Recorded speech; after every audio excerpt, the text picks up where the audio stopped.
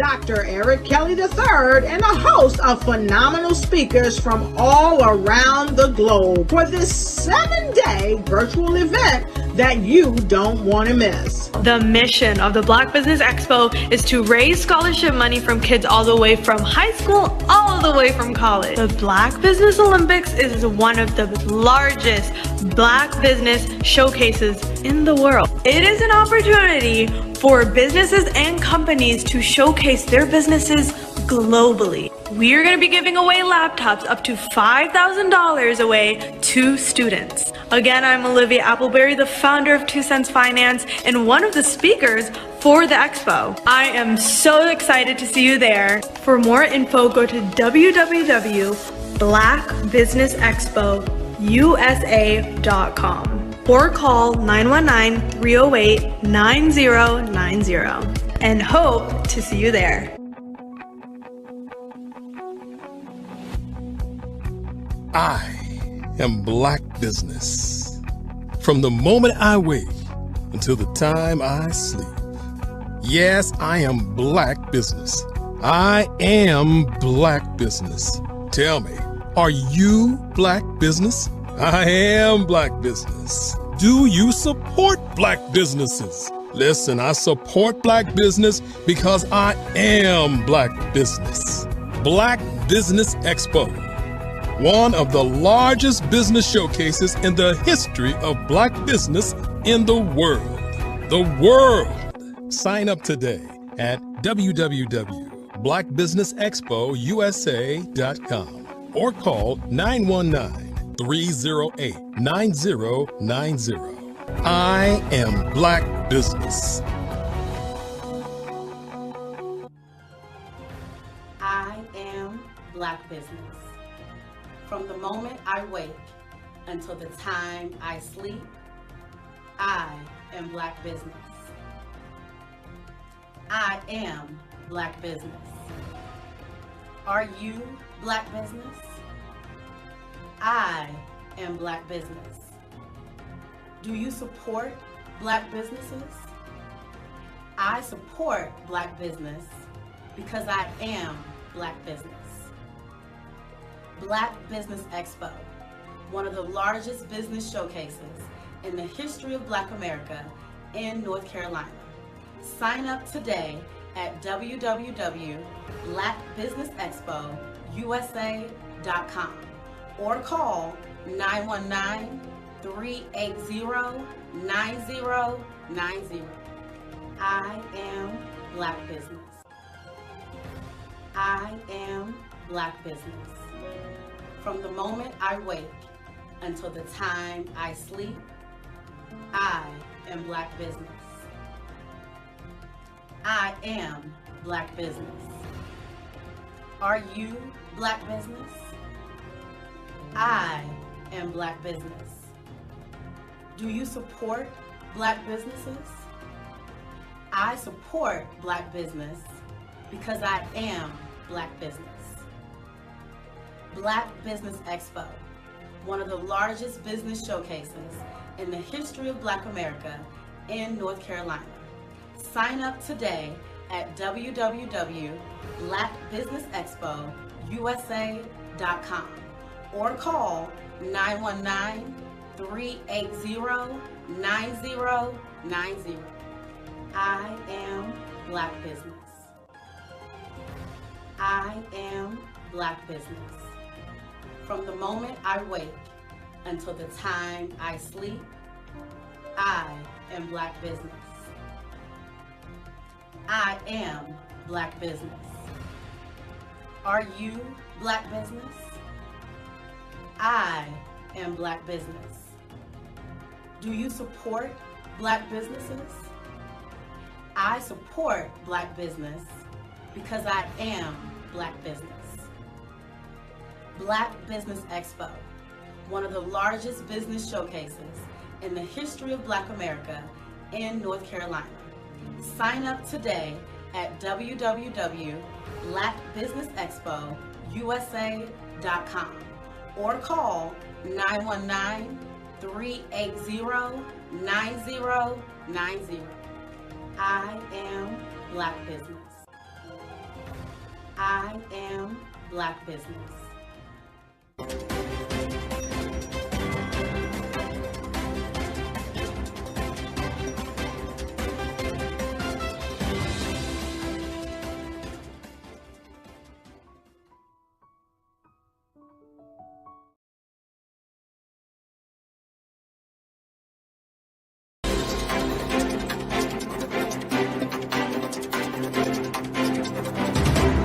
Sometimes you gotta hear the news from the Black perspective, and more specifically, Black publishers. And that's exactly why you have to download the Hey Tie app, the largest mobile app delivering breaking news, videos, and podcasts from 200 of your favorite Black publishers. Yes, 200 Black publishers delivering news as it happens, literally all in one app. Go to hayti.com or download the app in the Google Play Store or Apple App Store. It's completely free, along with information that you can trust, so go check them out. Are you a forward-thinking entrepreneur or business owner? The world is changing faster than ever, and it's time to pivot and adapt to the future. Hello LLC is here to help you do just that. Hello stands for helping enterprises leverage leading-edge optimizations. Our innovative solutions can streamline operations, reduce overhead costs, and give you a competitive edge in a market projected to reach $5 trillion by 2030. By pivoting to the metaverse, businesses can tap into a rapidly growing market that is projected to be a significant part of daily life for 25% of Americans by 2026. As a full digital metaverse agency, the Hello LLC can help you create custom solutions to streamline operations, increase productivity, reduce costs, and drive brand recognition. Why should you pivot to the metaverse with the Hello LLC? By leveraging cutting-edge technology, you can provide immersive experiences for your customers, expand your global reach, and unlock new revenue streams. Contact us today to make the pivot.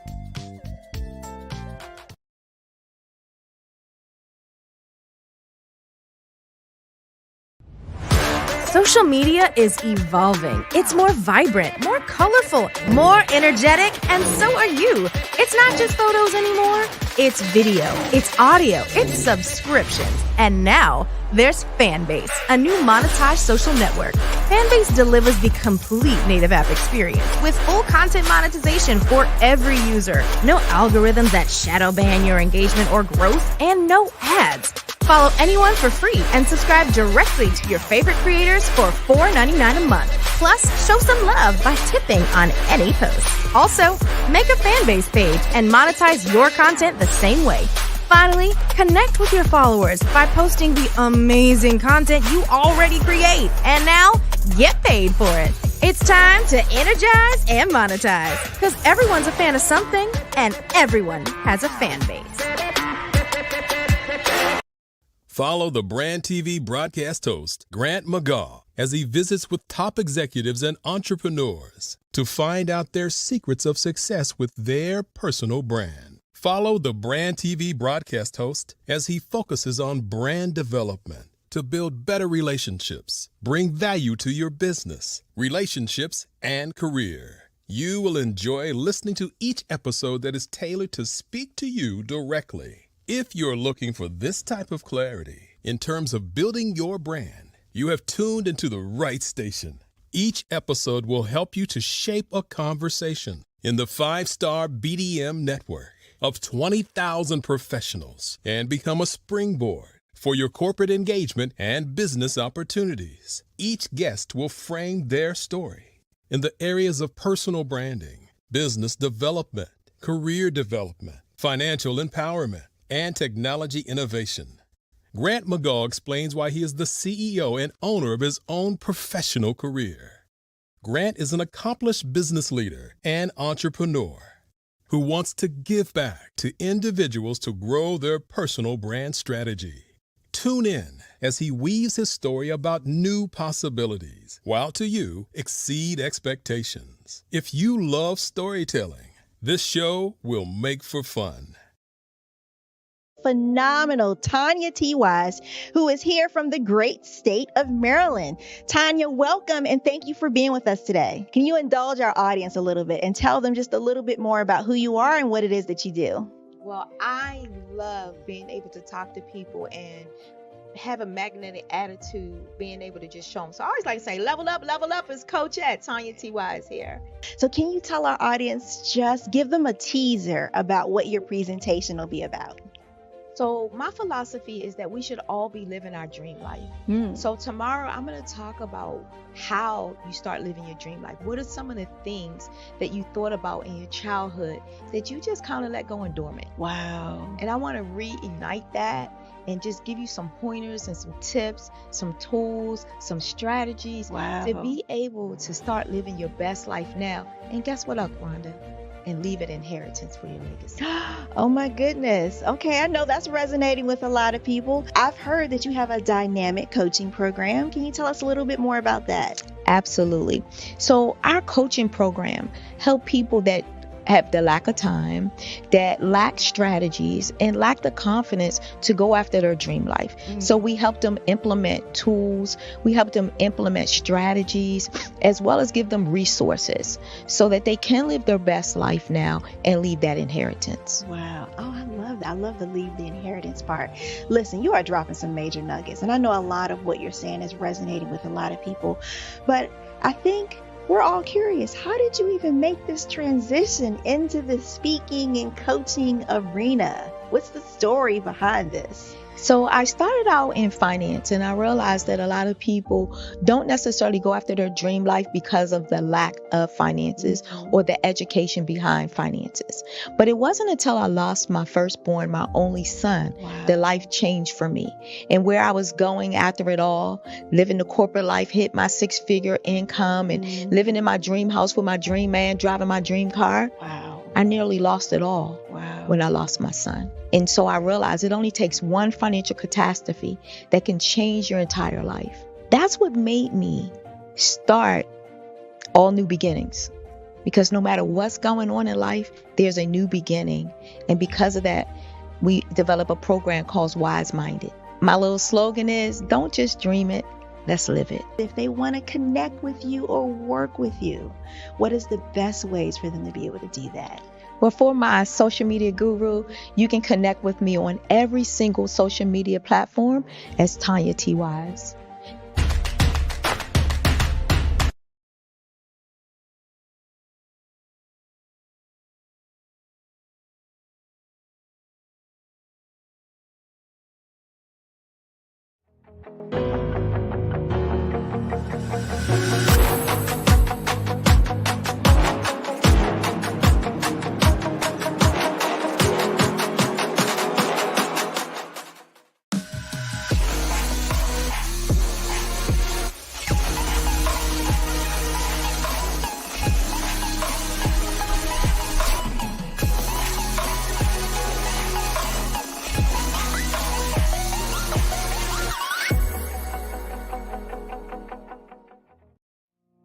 Did you know that approximately 333.34 million businesses exist today, according to a report from 2021? And you may be one of those businesses, or maybe you're not in the business market yet, but you're aspiring to be a business owner.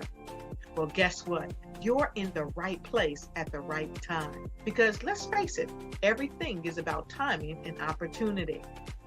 Hi, my name is Dr. Lotus Richey, and I'm the CEO and founder of the Lotus Richey Coaching and Consulting LLC, along with the Lotus Richey Ignite Show. 15 Minutes of Success with Dr. Lotus Richey, as well as books to boom your business and bring who you are. And today, I want to bring this amazing message to you about the Black Business Network and the Black Business Olympics. See, the Black Business Network and the Black Business Olympics is designed to help people just like you, that's right, that look like me, to take their business to the next level. Not just in your front yard or your backyard, but globally. The Black Business Network and Black Business Olympics is designed not to just help you survive, but to help you thrive. So join us today as we come together with businesses all around the world to support our students, our children, our young teens, our young entrepreneurs. What we do is we come together to help raise funds for students who are aspiring to be business entrepreneurs, who are aspiring and who are thriving in college. We endow them with a wonderful opportunity to gain scholarship of either a laptop or several thousands of dollars. And we invite you to help be a contributor to this amazing opportunity to help someone that looks just like you. So join us today at our website and let us connect with you and help you ignite and take flight in every area of your life on the Black Business Network and the Black Business Olympics. I'll see you on the other side.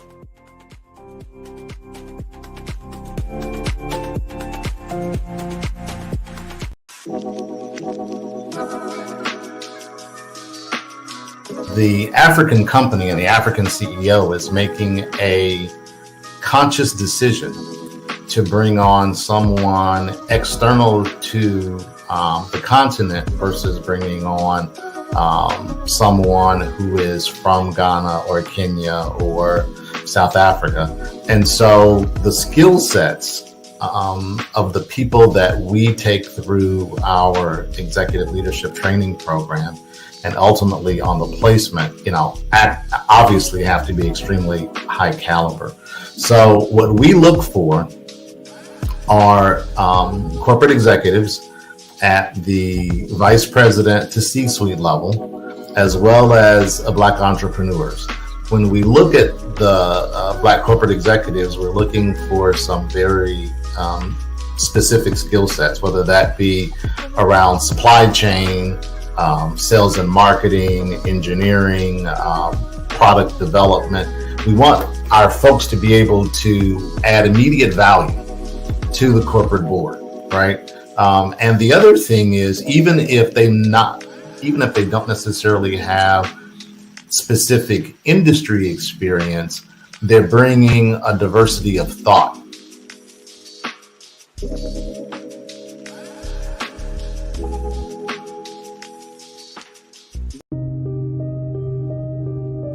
The Black Business Expo is changing my life. This year, they are giving away laptops and even $5,000 in cash to students just like me. I'm Alexis, and I want to go to college to fulfill my dream of becoming an entrepreneur. Help the Black Business Expo going to www.blackbusinessexpousa.com and also becoming a vendor, a sponsor, or donating.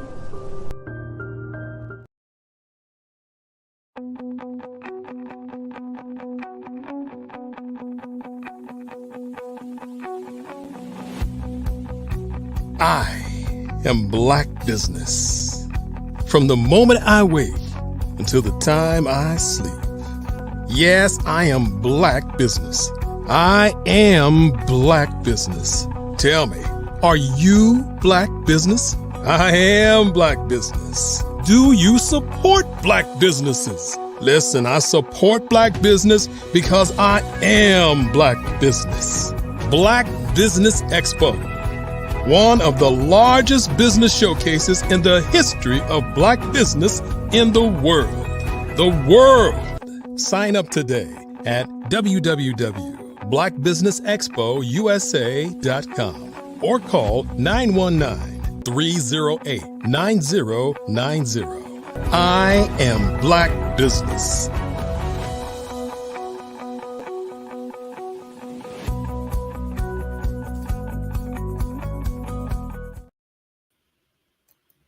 Good day, business owners, entrepreneurs, thought leaders, and corporations.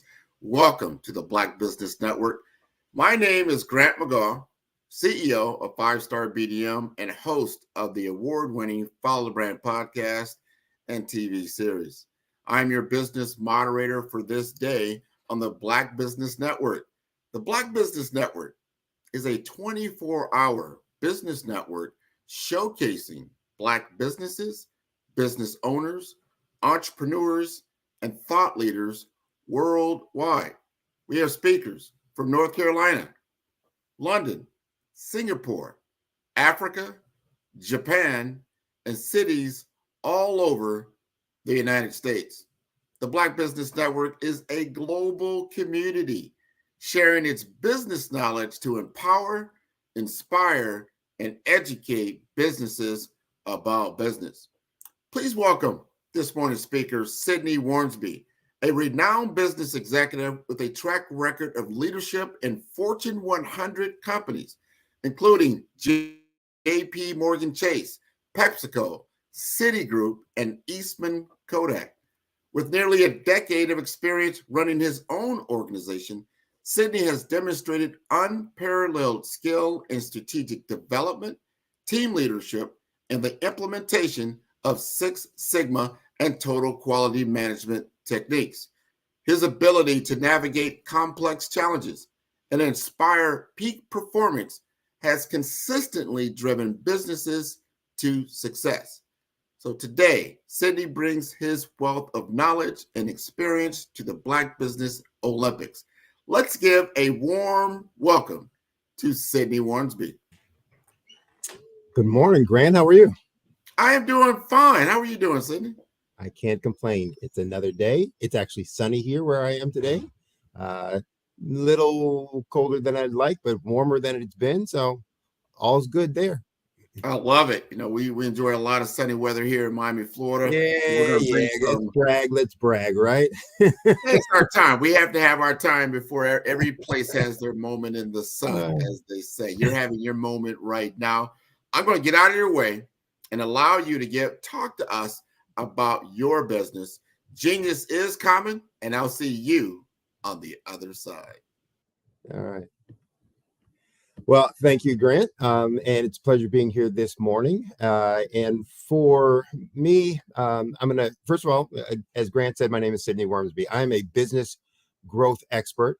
And my company's name is Huertas y Decus. Huertas y Decus is Latin, meaning excellence and distinction. And actually, there's two translations for Huertas. It can either be honor or excellence. And I choose the excellence and distinction. What I do with businesses is, as a business growth expert, I teach businesses how to double their profits in less than 12 months. And that's pretty simple, pretty straightforward. But I do that through a concept of small change to big things. So making small changes to big things. And that's simply about, how do you get, first, do you understand what the big things are for your business? And then two, how do you get improvements, in each of those areas that are important and key for growth to be able to transform your business and your operation organization. So this morning, I'm going to talk a little bit about change management. One of the things that most people do not understand about growth is that it is change. And so when people think about growth, they always think about it in a positive perspective of things getting bigger and better and brighter and more financially rewarding, et cetera, which is all true. But at its core, it's about change, changing where you are today to where you want to be for tomorrow. And our concepts of change are not always positive, aren't always looking at the rewards. And in fact, for most people, change is a scary thing. And I'm going to give you a couple of quotes that always struck and stay with me regarding change management. One is by Peter Drucker, who's a well-known change expert. He's a business advice and strategic expert, etc. His quote about change is that the greatest danger in times of turbulence is not the turbulence; it's the process of acting with yesterday's logic. So again, the greatest danger in times of turbulence is not the turbulence; it is to act with yesterday's logic or yesterday's information. So in there, he's really talking about the fact that, look, change is disruptive. That's the nature of it. And so there's all this turmoil or turbulence, upheaval. Things are, getting thrown into chaos. But the chaos, the disruption in and of itself isn't the danger.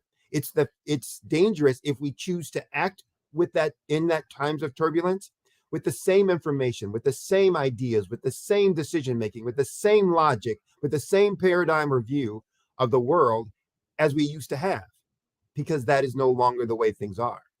Another famous quote, this one by one of our former presidents long, long ago, Woodrow Wilson, that if you want to make enemies, try to change something. And we see that in much of our daily lives today. And whether we're talking about from a work environment, a business environment, our social environment, a political environment, that when you want to change something, the fear of what that change will bring in and of itself can drive people crazy. And that fear can be used by others to really undermine the change that you're trying to make. And they will find that those changes might not benefit them, and so likely to build some enemies. Another quote, this one by I think he was 17th century, maybe 18th century scientist, inventor, etc., and I think finance also, Machiavelli. There is nothing more difficult to take in hand, more perilous to conduct, or more uncertain in its success than to take the lead in the introduction of a new order of things. That's a mouthful, but it also is very powerful and profound. There's nothing more difficult to take in hand, meaning there's nothing more difficult to take responsibility for, nothing more dangerous or perilous to conduct, or more uncertain in its success. So when we start change, we're not sure, not 100% sure whether it's going to be successful or not, but we do it because we believe in it, than to take the lead in the introduction of a new way of things or a new order of things. And then the last one, Charles Kettering. I used to live in Dayton, Ohio. Kettering was very profound in that area, known in that area. The world hates change, yet it's the only thing that has brought progress.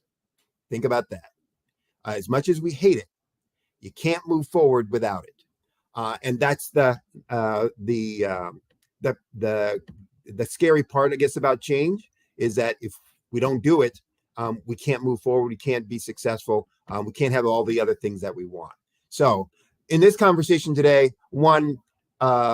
people get PhDs in leadership. People get PhDs in kind of people psychology and the behavioral sciences. I won't be able to talk about everything related to change in these few minutes, these remaining 30 minutes that I have here. And you shouldn't expect to learn everything that you need to know about leadership in these 30 minutes or from this one individual. That's not the objective. It's really just to spur some thought, spur some conversation, spur some discovery or desire for discovery on your part about leadership, the purpose of leadership, and how to use that effectively in growing your business. So a couple things that we need to do as a part of this journey. First is to understand some definitions. What is leadership? And leadership, from my perspective and for my definition, is simply the ability to influence and inspire the actions of others. So again, the ability to influence and to inspire the actions in others. A leader can't make anybody do anything. And one of the first mistakes that we often make in leadership is thinking that we can make somebody do something. Why? Because I'm the boss. Why? Because I'm the owner. Why? Because I've got the title, et cetera, et cetera. It couldn't be further from the truth, and isn't what leadership is about. But if you can influence others, if you can inspire others to take the actions that are necessary, that's leadership, whether you have a title or you don't. Change. Change is about periods of growth, disruption, or uncertainty. Again, growth, disruption, or uncertainty. And I add that growth in. Many times people don't talk about change as a part of, or growth as a part of change. But for me, it fits those other two, disruption and uncertainty. When we start growing, we are making a different world, a different reality than where we were. Every step and every plateau of that growth is a different set of conditions, circumstances, challenges, rewards, results, et cetera, et cetera. And so change is about all of those periods, those sets of times where we're going through growth, going through disruption, or going through uncertainty. And it's true whether it is voluntary or involuntary. So whether we're choosing for those periods of growth, disruption, or uncertainty, or whether we have no choice about it, it's being thrust upon us, it's still change. And it's important for us to know. So for leadership for change, then, the first thing that we're going to need to do in terms of leading a change is what I call get our own minds right. So we're going to have to get ourselves right and ready for this whole process. And so I need to understand first and foremost, why am I doing this? What's the point or purpose of this thing that I'm getting ready to lead, on this thing that I'm going to tell people that I want them to do or to make happen? And that reason for change, the why, and you'll hear that a lot in conversations, especially if you're working with a coach. They'll talk about, what's your why? What's your why can't be about something that's about publicity, about self-promotion, about a promotion, about a raise, or any of those kind of tangible, self-centered, self-focused purposes or reasons. Now, you can make it about that, but I'm going to tell you, if you do, you're not going to be successful in leading that change. And I can give you plenty of examples of that if you want to reach me offline. But if you make it about something greater, a greater cause, something that's beyond you, then you have the chance to do what we talked about before, to influence others or to inspire others. So all great leaders have at their core the concept of servant leadership. And that's a concept that basically says, I am here as the leader to serve someone else or something else. I'm either serving a cause or serving some other group. So everything that I'm doing is in service of that individual or those individuals or that thing. So the next thing you need to understand is, what's your vision?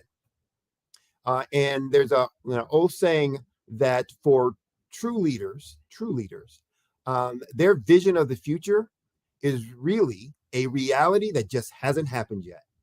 They see it that clear in their minds that, look, this is not something I'm dreaming of, I'm hoping with as in a wish.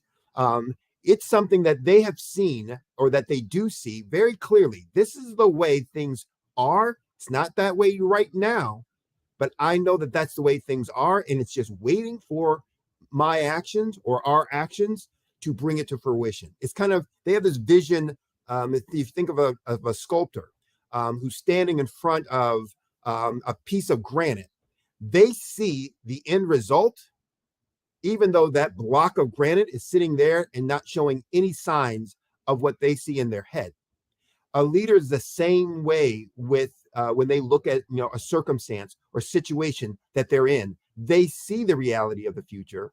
It hasn't happened yet, but that doesn't change how clearly and distinctly they see the details of that and what needs to happen.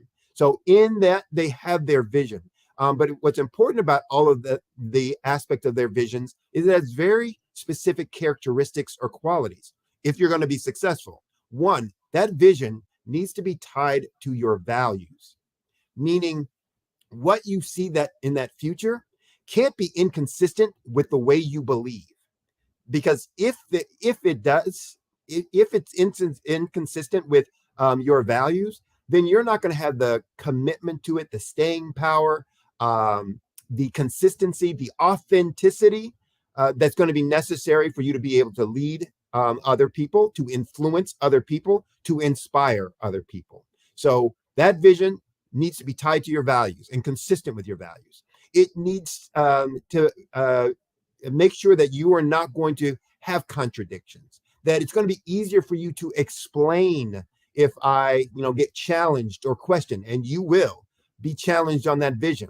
And I don't care how noble you think that vision is, there will be someone who will question your motives for why you're setting it, how real or true that vision really is, how noble that thing is, because they will have a different perspective of seeing the dark side of that vision and the negative aspects to it. And so you're going to need to be able to explain. And if it's not tied to your values, you're going to come out sounding kind of like, for those who are cartoon aficionados, a Porky Pig, stumbling and bumbling over your words. So you need to make sure it's something that resonates with you at your core, so that when someone challenges you, when someone asks you a question, that it's easy for you to explain and to give analogies for, examples of, etc. So with that kind of, all at understanding in terms of, the leadership piece, let's talk about the specific things that are going to be necessary for you to put in place as a leader for change. And the first, most important, is going to be about creating a sense of urgency. So if I'm looking at where I am now and where I want to be, and when I'm working with my clients, this is one of the first things I do. And I start doing that even in the initial phase while they're still a prospect with me, while they're still talking to me about, do they want to work with me? I start understanding first and foremost, what is it they want to do? Where is it they want to go? Why do they want to do that? Why do they think that that's important? And then what I start creating within them is the sense of urgency to make that change now by asking them simple questions. What if you don't do this? What if it doesn't happen?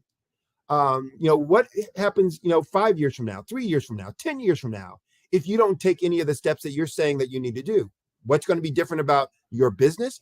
What's going to be different about your life? And if they say, well, nothing, everything will be the same, well, then it's not very urgent. And I'm not sure they're really committed to it. And I'm not sure I really want to spend any time with them as a client. But as they start speaking to those, the responses for that, those questions, I start getting a sense of how important is this to them? And, can I help them in this journey? Or does somebody else need to, better help them in this journey? If I'm going to help them in this journey, what are the things that I need to help them focus on to make that happen? So you need to be doing the same thing when you're working with your team. If you want them to change, you have to create a sense of urgency. The burning building, kind of analogy. Why is this so important or critical to do? And if I don't, or if we don't, what's going to happen? So this change can't be a nice to have. It has to be a must do.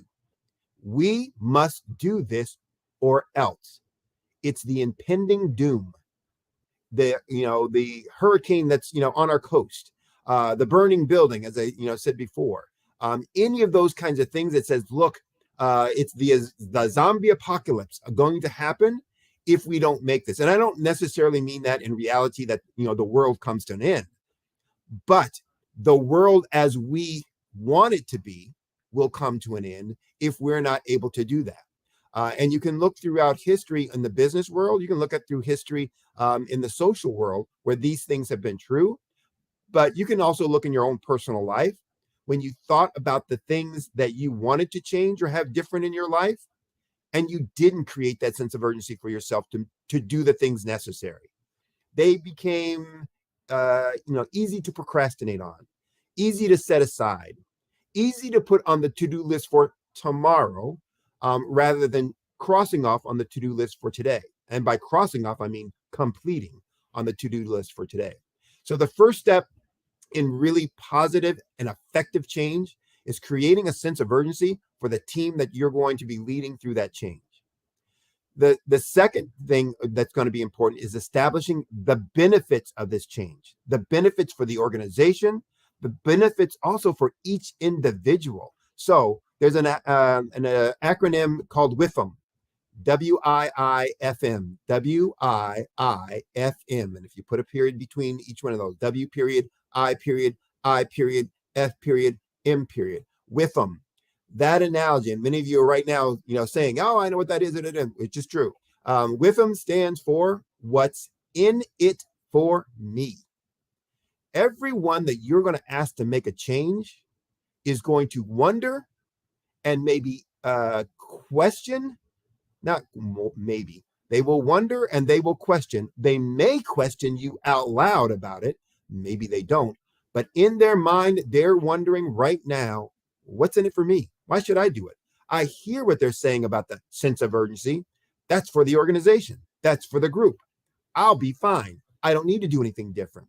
So you need to create in them the benefits that this change will bring to everyone, to the group as a whole, to them as an individual. For each and every person needs to understand that they will get a benefit to this change becoming a reality. You need to tie those changes or those benefits to their values. And, I'll go into a little reasoning and rationale about that. And this gets into, again, human psychology, how our minds work, how we behave, etc. So as part of human behavior, there's a theory around performance management. How do you get people to act, to behave in the ways that you want? And people will act in one of three motivations. And this is true, all folks, all ages, all levels. Your 2-year-old child, your spouse or significant other, your employees, the people that you coach, on your sports team, or whatever. People will respond to one of three motivations. I call it, internal motivations, which are either fear or fun, and an external motivation. I'm sorry, I reversed those. An external motivation, which is either fear or fun, and an internal motivation, which is faith or values. So people are going to respond, be motivated by one of those three things: fear, faith, or fun. Fear and fun, the external motivators, are really about getting very, very, very fast response, quick change, getting to take action. They are quick to get results or get the impact, but they're short-lived. It's like a match. Yes, I can strike it fast. There's fire, but it's going to burn out pretty quickly. And so I have to do something with it to get it to, now give me fire, flame, warmth for a longer period of time, versus a campfire, which is going to be burning long, long, long. So fear and fun can get, change and reaction. Oh, the fear of, here's what the benefit is. You're going to keep your job. That's a fear thing. Or what's the benefit? You won't get fired. That's a fear thing. What's the benefit? You're going to get a raise or promotion. That's the fun thing. I'll give you some ice cream. I'll be your friend. Any of those kinds of things are about the fun parts of, this change that we're going to make, or this thing I'm asking you to do. The faith things, though, are the things that are tied to values, your beliefs. Why should you do this? Because it's going to eliminate world hunger.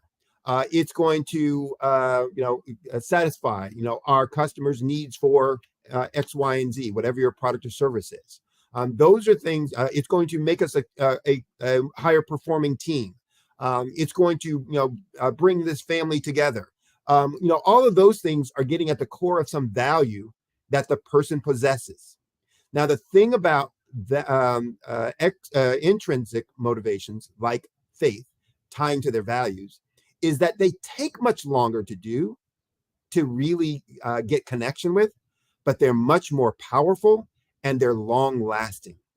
What they do is they create a stronger commitment, a longer lasting commitment to the action behaviors that you're trying to inspire, that you're trying to influence, that you're trying to get them to do.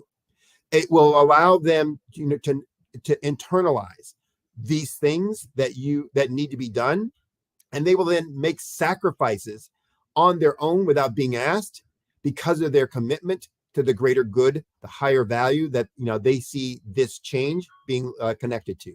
So it's an important piece of the change process. Next, we talk about kind of progress, measurement of progress. And so we talk about creating milestones. And it's important because change is hard, difficult in the things that people are going to have to give up, that people will have to sacrifice, that people will have to be willing to do. And so one of the important pieces about milestones is it breaks up into bite-sized chunks all the stuff that's going to need to take place. Because often if we look at the long journey of change, we can get a little, depressed about it. Wow, is this ever going to get better? Are we going to ever not have to work this hard? Is this going to go on, eternally? And so when we break it up into bite-sized chunks, it gives the individuals, within the organization or that we're trying to lead, a way to focus on, just the next thing.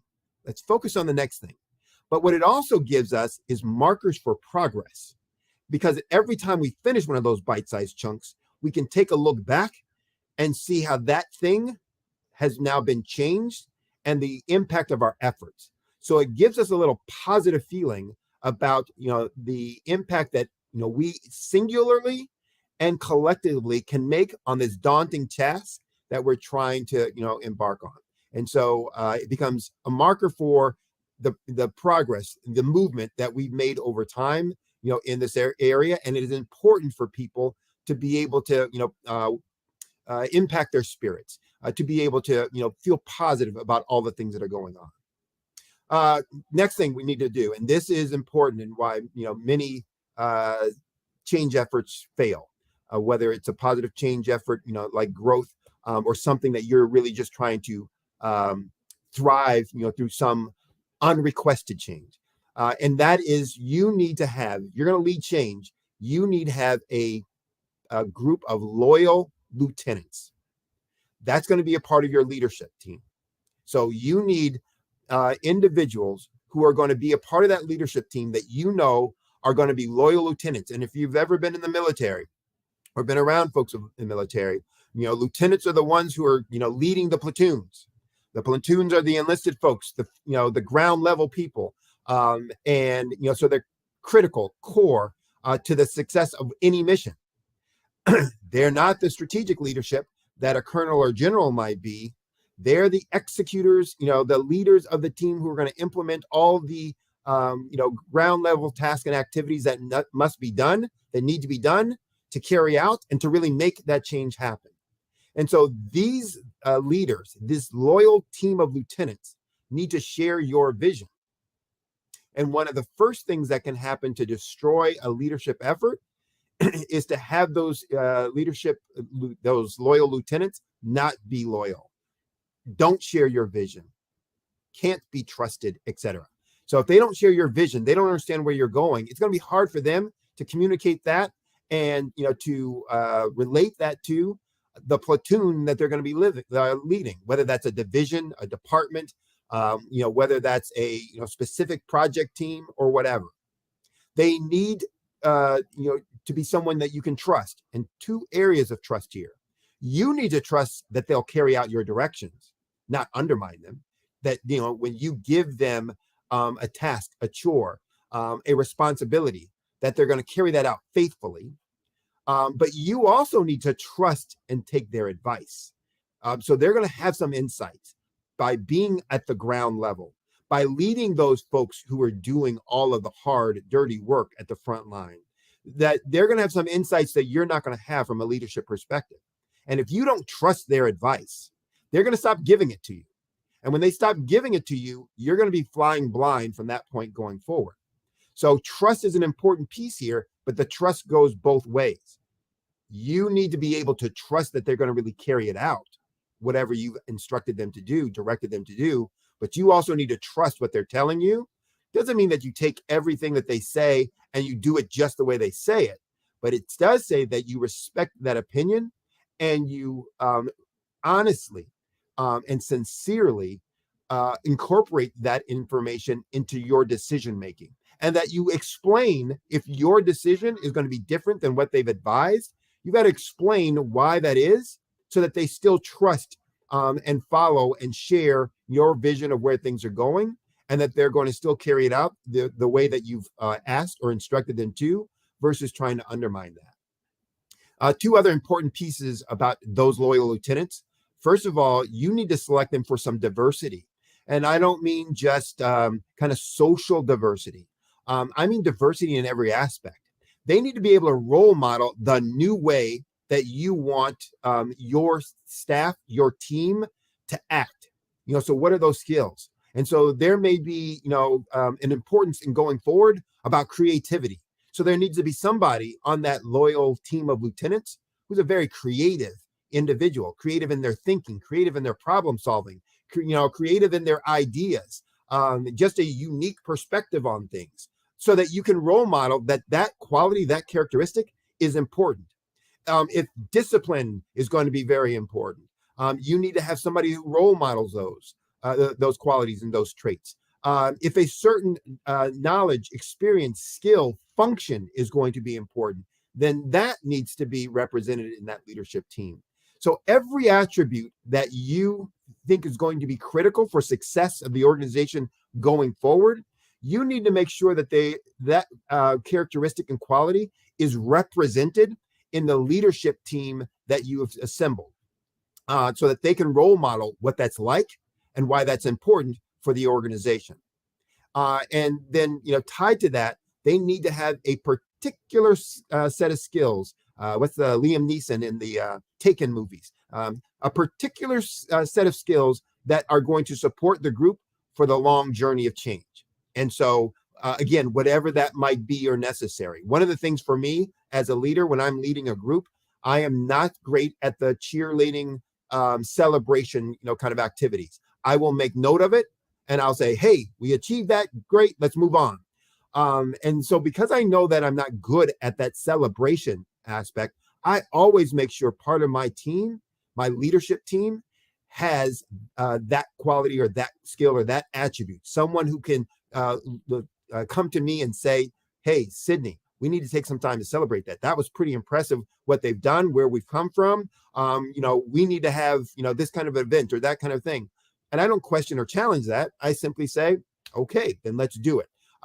Not because, that's where my head is at, but because I know my head isn't there. And I'm trusting their advice, because that's the reason why they're on that team, to be able to give me that insight.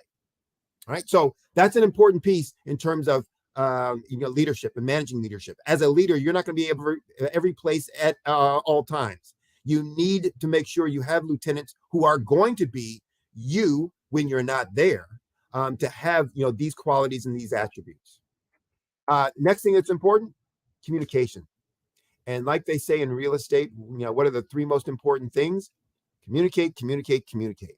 You can't communicate enough. And that sounds trite, that sounds overused, but it's not. So you need to take every opportunity to talk about your vision, the progress you've made, the setbacks that have occurred, and the heroes who've helped the organization move, to this point, to where you are at that time. So I can't, stress that enough. Every opportunity, every meeting, every time you're walking through the team, going through a department or a specific, function, you need to make sure that you're talking about those things: your vision, the progress, the setbacks, the heroes. And then next, celebrate the wins. Goes back to what I was talking about before. People need to, get re-energized. The long journey of change is difficult on us emotionally, mentally, and people need a place and a way to recharge. And so celebrating wins, small and big, becomes important. And you need to find ways, to make all of that happen. And last but not least, institutionalize the progress, institutionalize the change. What does that mean? it means it's easy to fall back into old habits. And there's a cycle that, we are in a place of despair. We now have our, what I'll call our come to Jesus moment, we're like, oh, please, God, help me, da, da, da, da. We'll make progress, we'll have success. And that success makes us, drunk with, success. And we fall back, slip back into our old habits and behaviors until we find ourselves back at the place where we started before. And so we need to prevent that. We need to put things in place that prevent the setbacks, prevent the slippage. And so what you do is create processes, procedures to lock in the progress and to prevent setbacks and to ensure the continuation of the kind of actions, changes, performance that we're getting up to that point with the changes that we put into place.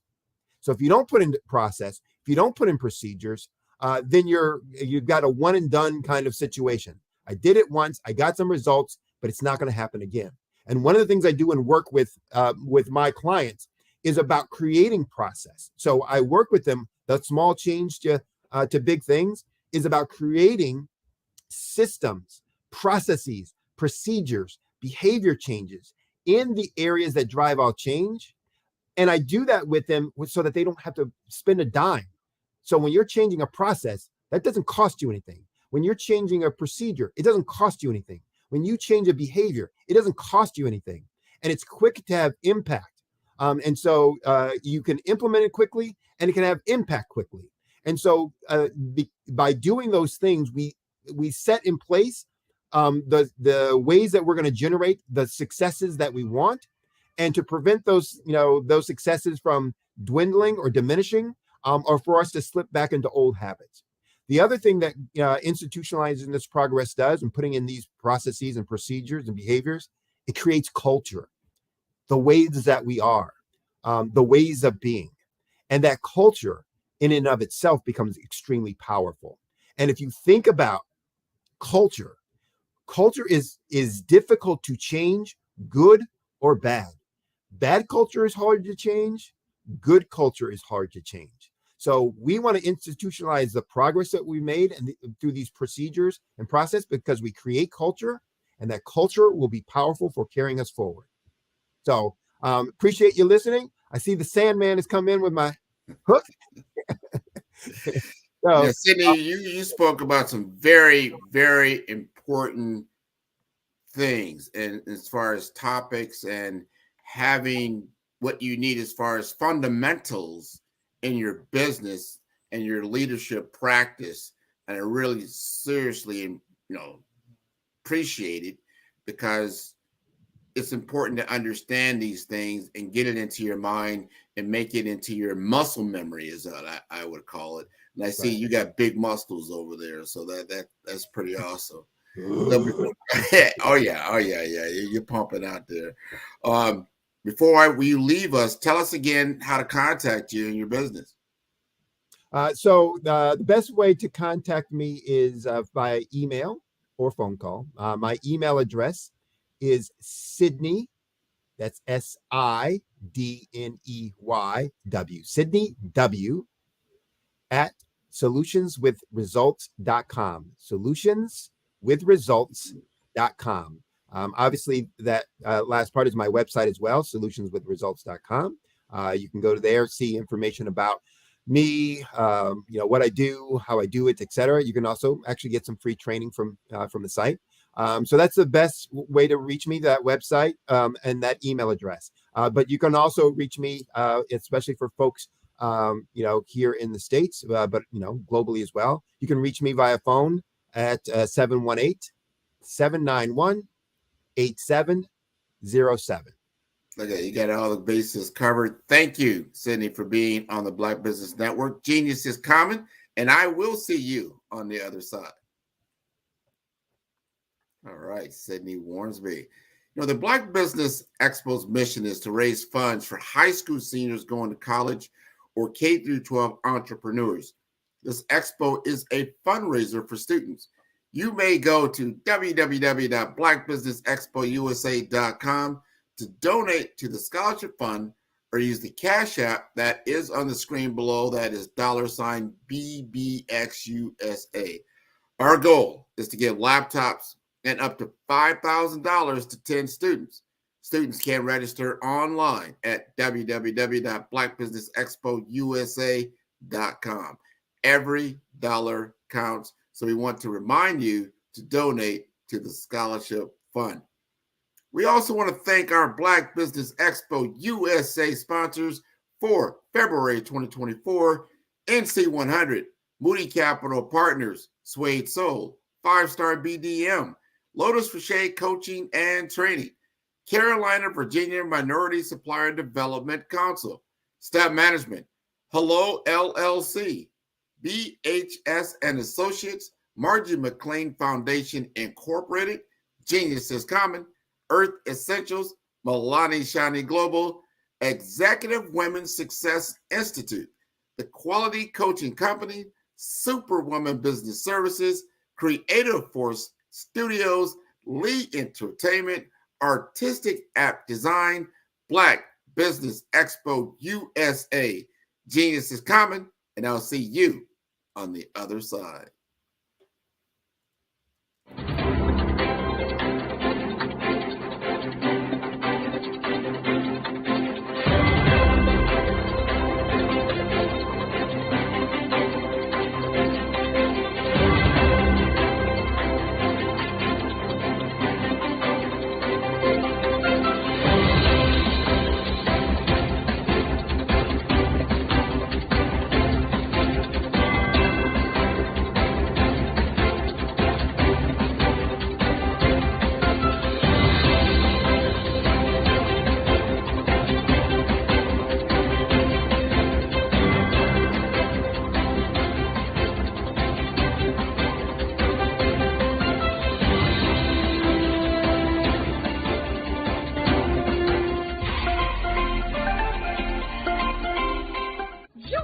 Dr. Eric Kelly III and a host of phenomenal speakers from all around the globe for this 7-day virtual event that you don't want to miss. The mission of the Black Business Expo is to raise scholarship money from kids all the way from high school, all the way from college. The Black Business Olympics is one of the largest Black business showcases in the world. It is an opportunity for businesses and companies to showcase their businesses globally. We are going to be giving away laptops up to $5,000 away to students. Again, I'm Olivia Appleberry, the founder of 2 Cents Finance and one of the speakers for the expo. I am so excited to see you there. For more info, go to www.blackbusinessexpousa.com or call 919-308-9090 and hope to see you there. I am Black Business. From the moment I wake until the time I sleep. Yes, I am Black Business. I am Black Business. Tell me, are you Black Business? I am Black Business.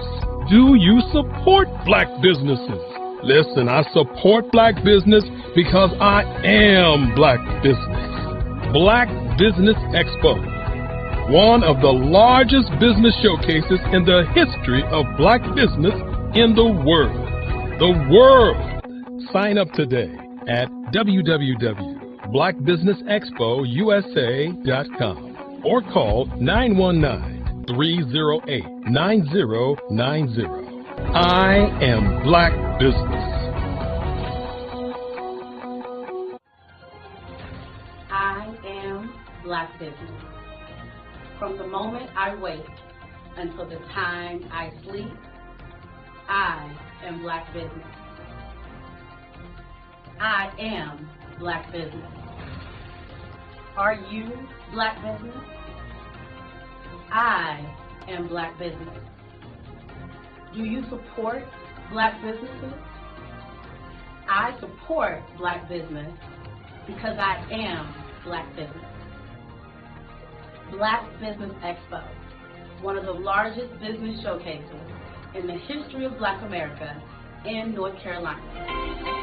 Join Dr. Eric Kelly III and a host of phenomenal speakers from all around the globe for this 7-day virtual event that you don't want to miss.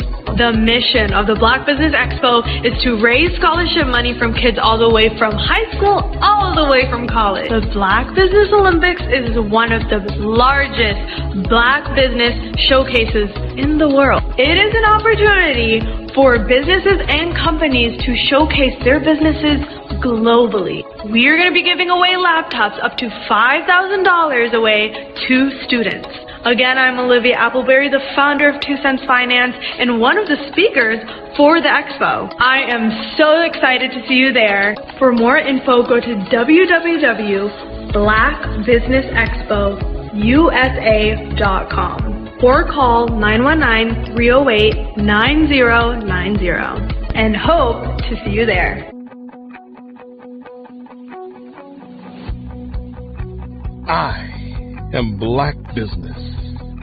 From the moment I wake until the time I sleep. Yes, I am Black Business. I am Black Business. Tell me, are you Black Business? I am Black Business. Do you support Black businesses? Listen, I support Black business because I am Black Business. Black Business Expo, one of the largest business showcases in the history of Black business in the world.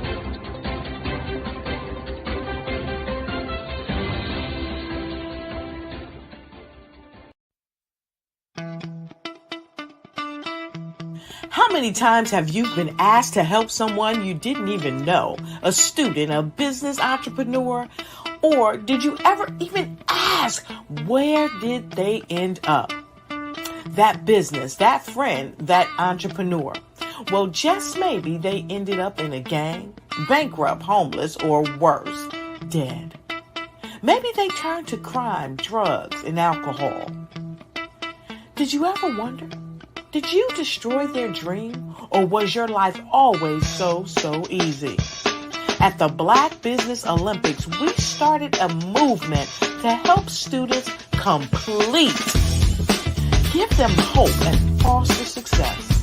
Help them to leave their dreams of providing laptops, computers, and up to $5,000 in scholarship funds.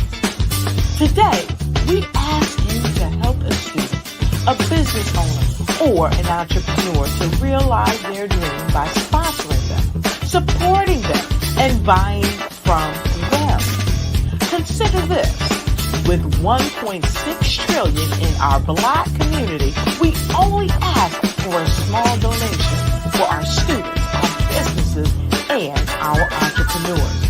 And you can change a life today. So I ask you, what are you going to do? Sit on the sideline and watch our students in high school be leaders, miss out on their dream from lack of resources?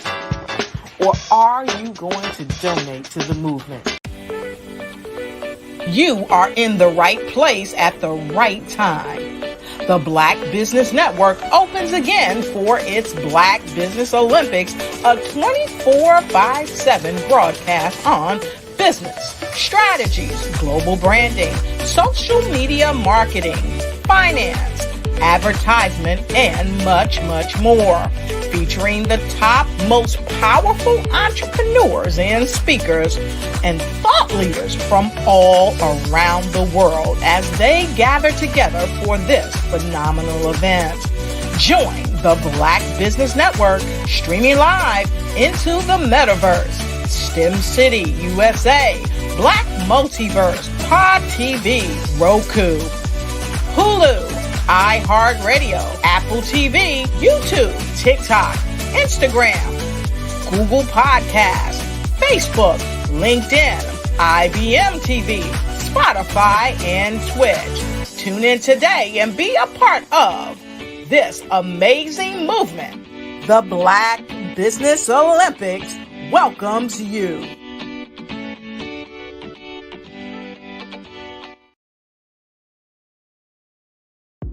The Black Business Network and Black Business Olympics are essential platforms for Black business owners globally.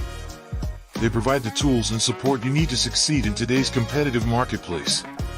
Join us today as we collaborate together with businesses from around the world to support our children, students, and young future entrepreneurs, Black businesses and corporations.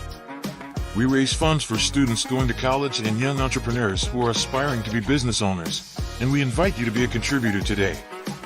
Visit the website www.blackbusinessexpousa.com to connect with and learn more about how the Black Business Network and Black Business Olympics can help you not only share your amazing business story to businesses, but also serve future generations.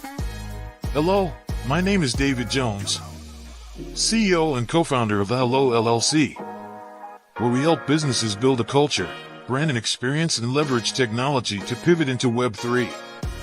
Join the Black Business Network streaming live into Roku, Metaverse, STEM City, Black Multiverse Enterprises, Hulu, YouTube, iHeartRadio, Apple, Facebook, LinkedIn, Spotify, Twitch, and Google Podcasts. Tune in, turn on, and let's thrive. 5-Star BDM, Brand Development Masters, is a professional consulting and advisory group keenly focused on business development services for the small to mid-sized business and entrepreneurs. Although every business is unique, they often share business development challenges that can be addressed through smart branding. Services include process improvement and operations, digital strategy and transformation, business intelligence, digital marketing, and personal branding. Our business and personal branding company has helped a number of professionals and organizations to optimize and grow. This results in more business, more opportunities, better reach, positive outcomes. Visit www.5starbdm.com today to learn more. The Black Business Expo's mission is to raise funds for high school seniors going to college or K-12 entrepreneurs. This expo is a fundraiser for students. Please, you may go to www.blackbusinessexpousa.com to donate to the scholarship fund or use the Cash App at $BBXUSA. Our goal is to give laptops and up to $5,000 to 10 students. Students can register online at www.blackbusinessexpousa.com. Every dollar counts. Please donate to the Black Business Expo USA Scholarship Fund.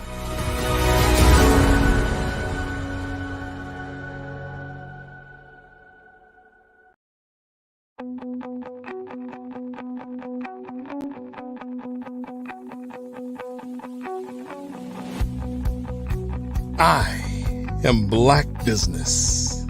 From the moment I wake until the time I sleep. Yes, I am Black Business. I am Black Business. Tell me, are you Black Business? I am Black Business. Do you support Black businesses? Listen, I support Black business because I am Black Business.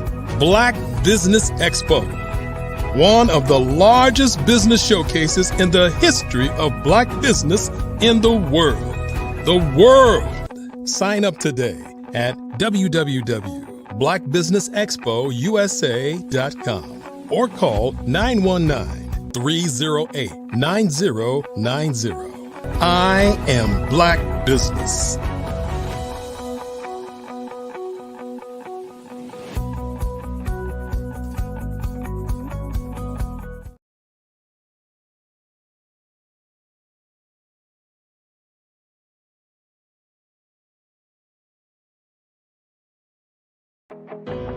I am Black Business. From the moment I wake until the time I sleep, I am Black Business. I am Black Business. Are you Black Business? I am Black Business. Do you support Black businesses? I support Black business because I am Black Business. Black Business Expo, one of the largest business showcases in the history of Black business in the world.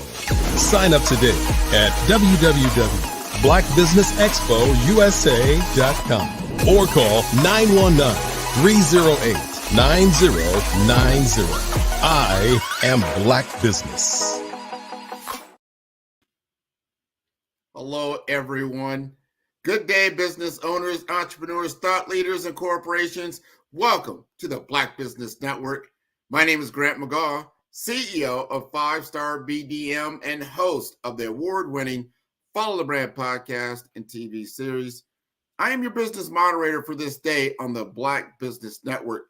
The Black Business Network is a 24-hour business network showcasing Black businesses, business owners, entrepreneurs, and thought leaders worldwide. We have speakers from North Carolina, London, Singapore, Africa, Japan, and cities all over the United States.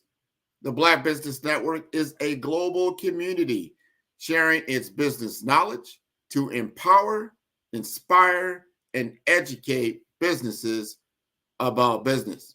We're going to welcome back Sidney Warnsby. We had him on last hour. We're going to bring him back. We're going to have a fireside chat with him and myself and talk about the things that I think are so important to be an entrepreneur in today's business landscape.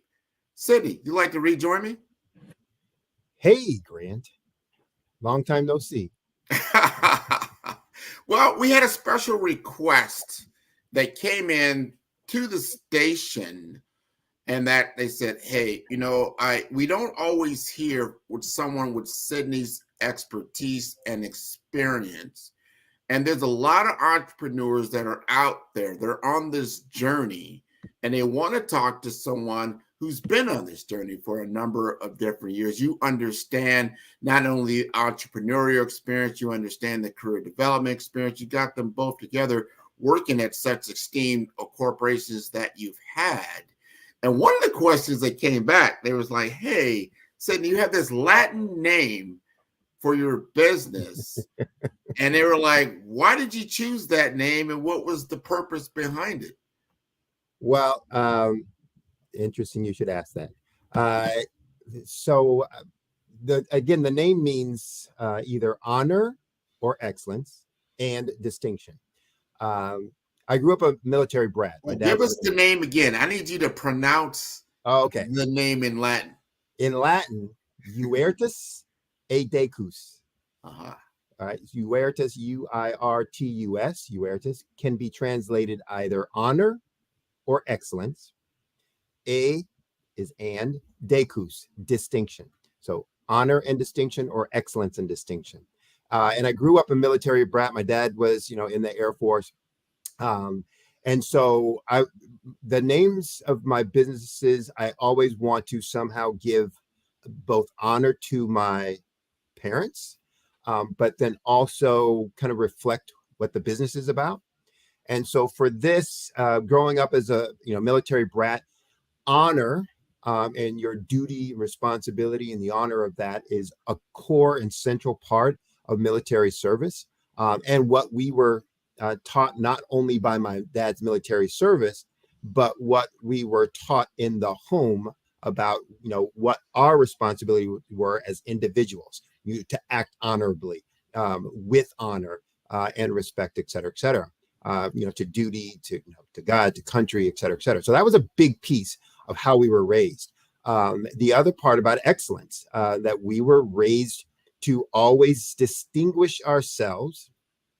So that's the other part of the title, by being the best that we could be. And to do that, one of the phrases, and you've probably heard it from your parents, if you're going to be a street sweeper, be the best street sweeper you can be. Don't do any job half-hearted. That wasn't the word they might use back then, but half-hearted. Do it with full excellence, etc.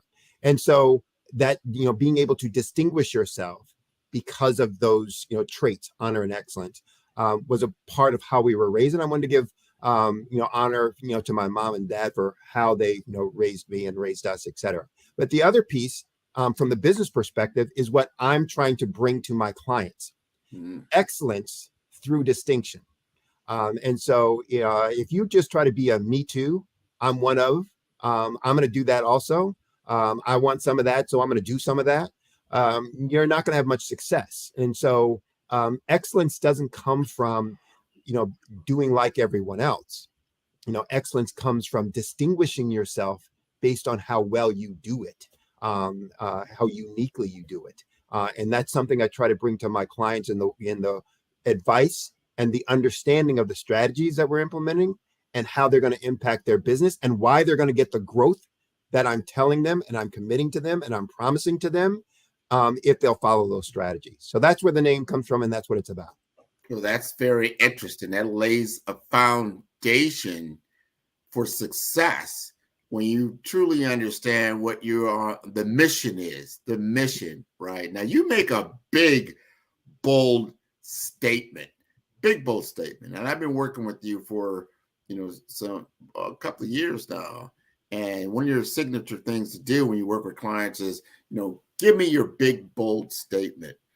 Your big, bold statement says you're going to double profits within, you would say double your profits in I don't know, 6 months, 12 months or less. 12 months or less. Daunting task, considering people are like, I'm just trying to get started. That's a big, bold statement.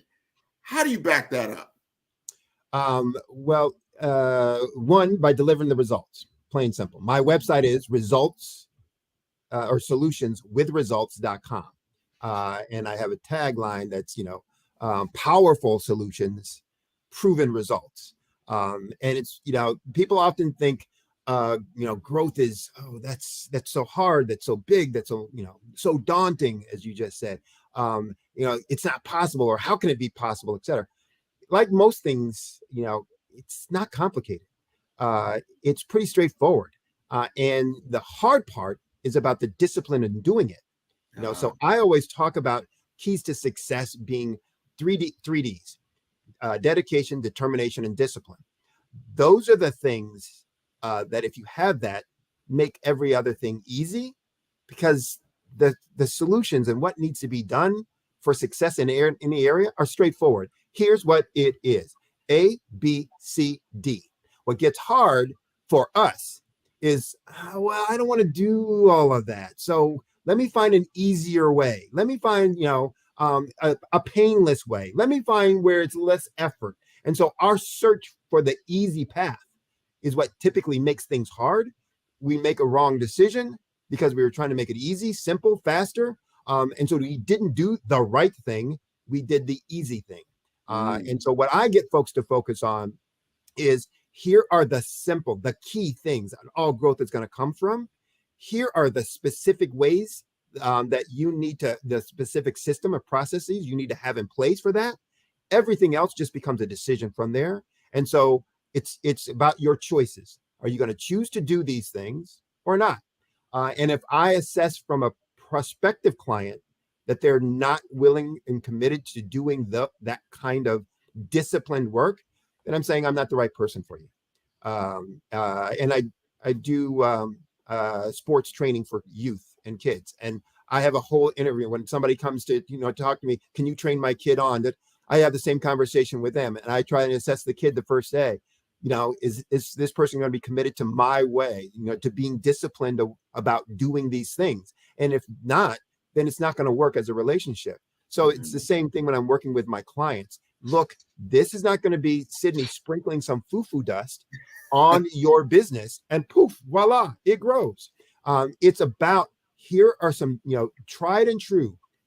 These aren't things that Sydney thunk up, that only he knows.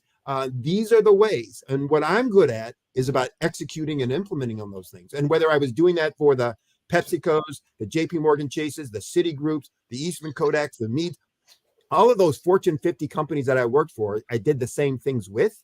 And so in my own entrepreneurial companies, the ones that, I owned and operated, et cetera, did the same things with. I'm good at the, execution of that. And I just try to get my clients for the same thing. Look, let's be disciplined about these things and these approaches. The success then will take place. And because their behavior changes, process changes and they're quick to implement, they're also quick to have impact, which is why we can get the doubling of the profits. The other piece to that is, yes, there's small changes. So I'm not asking you to somehow, go out and buy all this new equipment, in fact, there's no cost involved in the things that I'm working with people on. So it's, these small changes where you're getting singles, not after hitting a home run, just hit a single. But, each of these singles get cumulative effect. You're, improving a little bit in this area that impacts, and is it related to this other area, which is related to, and so now there's this exponential impact on growth, and that's where you get the transformation of the business. I So like that. It may sound complicated. It is not. It's pretty straightforward. You have a methodology that you implement, and I know that each business is unique in its endeavor. And the common theme I'm hearing, especially in this discussion, is commitment, discipline. It's the mindset. Where's the mindset? You have a specific goal. Most businesses, and they figure their goal is, and you've said this so many times, people think, or the goal is to make money. When you say doubling profit, that's about the money aspect of it. Right. However, what you're really doing is delivering value. Right. And if you're continuously actually delivering value, meaning someone else finds value in what you do, and because of that, and the more people that actually have that problem, then they find out what you do to solve that problem, and then you have exponential growth. So it seems like it's a focus on the right levers of business. What do you find is the common, other than lack of discipline, what are some other common factors that lead people not to double their profits and actually go out of business? The easy answer around that is, if you read any article, they'll talk about most businesses fail because of a lack of access to capital or to cash or to funding, et cetera, which is true. That is true. Ultimately, you go out of business because you either don't have cash on hand to do the things that you need to do, can't get capital to continue your operations. But how did you get there? That's the end result. How did you get there? And you got there because you didn't do all these other things properly and effectively to draw attention. In the last hour, I was talking about leadership for change. And one of the things I said that was core is knowing your why, and having a mindset about servant leadership. Well, business is the same thing. So when you mentioned about, me saying that, hey, the goal and objective of business isn't to make money, most people will, he doesn't know what he's talking about.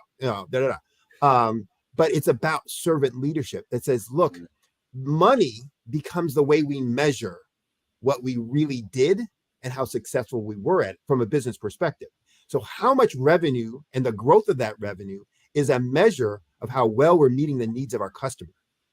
The more we're meeting that need, the better that we're meeting the need, the more people that we're meeting that need for, our revenues go up.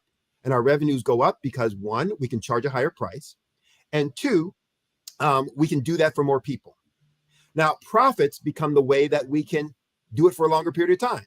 So when you talk about cash, and the access to capital being the reason businesses fail, well, you had access to capital through revenues and profits, and you either didn't generate it or you squandered it.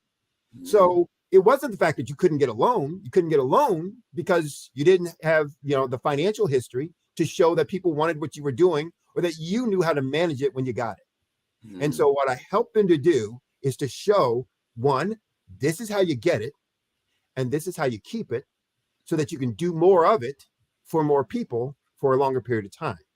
And so most people fail first and foremost because they don't have that servant leadership mentality. So when I start working with most of my clients, there's two things that they will do. But the first one around is they'll talking to me about their capability, right? Their features, their functions. I've got this product. We do this, and we're then this is so unique and And I'm listening, and I finally have to tell them, no one cares. And that's not to be mean. That's not to be rude. That's to say, that's not what your client, your prospective client, is interested in. No one could care less about my whatever degrees I have, or what company I worked for, etc. They might say, "Oh, that sounds impressive," and probably they will use that language. That sounds impressive, because they don't know what I've done. They're assuming some things within there, and for some people that might be enough, and for other people it's a show me, give me some examples of that.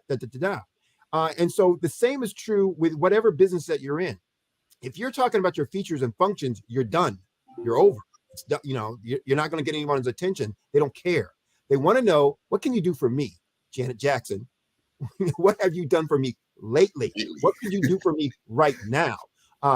And so it's about showing, that piece of it, and having that in mind. And if you are a servant leadership, you're going to talk first about what you're able to do, or what you're willing or wanting to do for someone else, and that will come through in your communication and your language. Now, that gets to the second thing that I see always that's a big detriment and why folks don't grow. They first and foremost don't understand truly what makes them unique about themselves. So they talk about those features and functions as if it's something that's unique about them. But in most of those features and functions, I can tell them several other people who do the same thing, who have the same features or functions. That's not the proof of the pudding. It's what did those features and functions deliver that may be different. Oh, this person has a gas pedal on their car. You've got a gas pedal in your car. They can go from 0 to 60 in 2.5 seconds. I'm making stuff up. You can go in, 2.6 seconds. Is that a big deal? I don't know. But there's other attributes that you're saying, but here's what we're unique. This is what you need or want. This is what I'm going to buy and deliver for you. And so whether, you're in any business, you need to first and foremost understand what makes you unique, truly unique. And then you need to understand what the pain points are of your target market, who you're going after, who you want to serve. And the pain point is either one of two things: a problem that they have that they don't want, or the benefit that they want that they don't have. That's what they're concerned about. I got this problem and I got to get rid of it, or I want to get rid of it. I have this benefit that I really, really want, and it keeps eluding me, and I got to figure out how to get it. I'm just consumed with one or both of those two things. And so what you have to do as a business is to look at how is what's truly unique about me help eliminate their two pain points. That's what I talk about. That's what I connect. That's what I help them understand. Those are the, and then when I start talking about the key, areas, I help them see how when you have those two things and you connect those two things, every other business decision flows from that.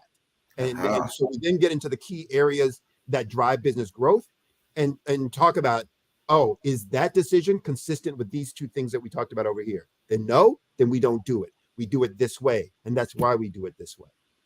Very interesting. Good lesson. We're getting some free coaching from Sydney Warnsby. Yeah, I tricked you into that. Thank you. Thank you very much. Well, again, here's what I tell folks. The power isn't in the knowing, it's the doing. So, there's books about all the stuff, or even parts of this stuff. There's no secrets in the world. I don't care what people say. Oh, AI is the biggest. AI doesn't have anything in it that we don't already know in the world today. So the question is, who's doing it? Who's executing it? Because that's where the excellence comes from. That's where the distinction comes from. And so it's about, how do you implement that stuff? Do you know how to do it? Can you, make that happen? Can you put those things into play? Can you see the opportunity of it when it's going by at the speed of life? When it's going by at the speed of life, a lot of things get missed. A lot of things that we just read and we put the book down and life goes by and we go, what was that? I didn't see that. What happened? So it's about, being able to identify those opportunities and then to execute and implement those things. So, well, I tell you, one thing we discovered, especially last year, 2023, we went through a series of workshops, and we're going through some workshops even now. And we chose to focus on a couple of areas, and that was branding and marketing, because what we have seen in our research and our studies is that this very thing that you kind of brought out, especially with entrepreneurs, a small business, and even I see this in Fortune 500 companies, because I've worked with a number of them, is that they constantly focus on themselves. They're constantly focused. But when branding and marketing, you have to understand your audience better than you understand your own product or service or the business that you're in. If you understand the audience, you understand the problem that they have, the challenge that they're in, and can communicate the challenge, not just the solution. We talked about this so many times. I go through a lot of these corporate trainings, and they always start with the solution first, and then lead to problem solving. Like, that's backward, right? So it's fundamentally backward, because people want, like you just stated, I have a situation. If I'm on the side of the road and my tire has blown out, and you come up to me and start talking about, new cars and new this, you're like, dude, I just need my tire. Can you help me right now, getting back on the road so I can continue on my journey? That's what I want to hear about. Right. And right. can you do it now? Right. Right. Can you identify with my situation? I find that a misalignment a lot of times in the branding and the messaging. Your branding and your messaging tells immediately what you're about. Why do people not like cold calls? Why do people not like cold emails? Why do people not like, oh, here comes the sales guy coming over to me to sell me stuff? Because it's all about them. It's like, man, this guy's going to talk to me about something I have absolutely no interest in, and try to convince me to do something I have absolutely no motivation to do. And I am just, it's just, so they already shut you down from the beginning, because traditionally, this is the perception of sales and marketing and PR, because it's all about them, and they want to motivate you to be a part of what they are about and what they're doing.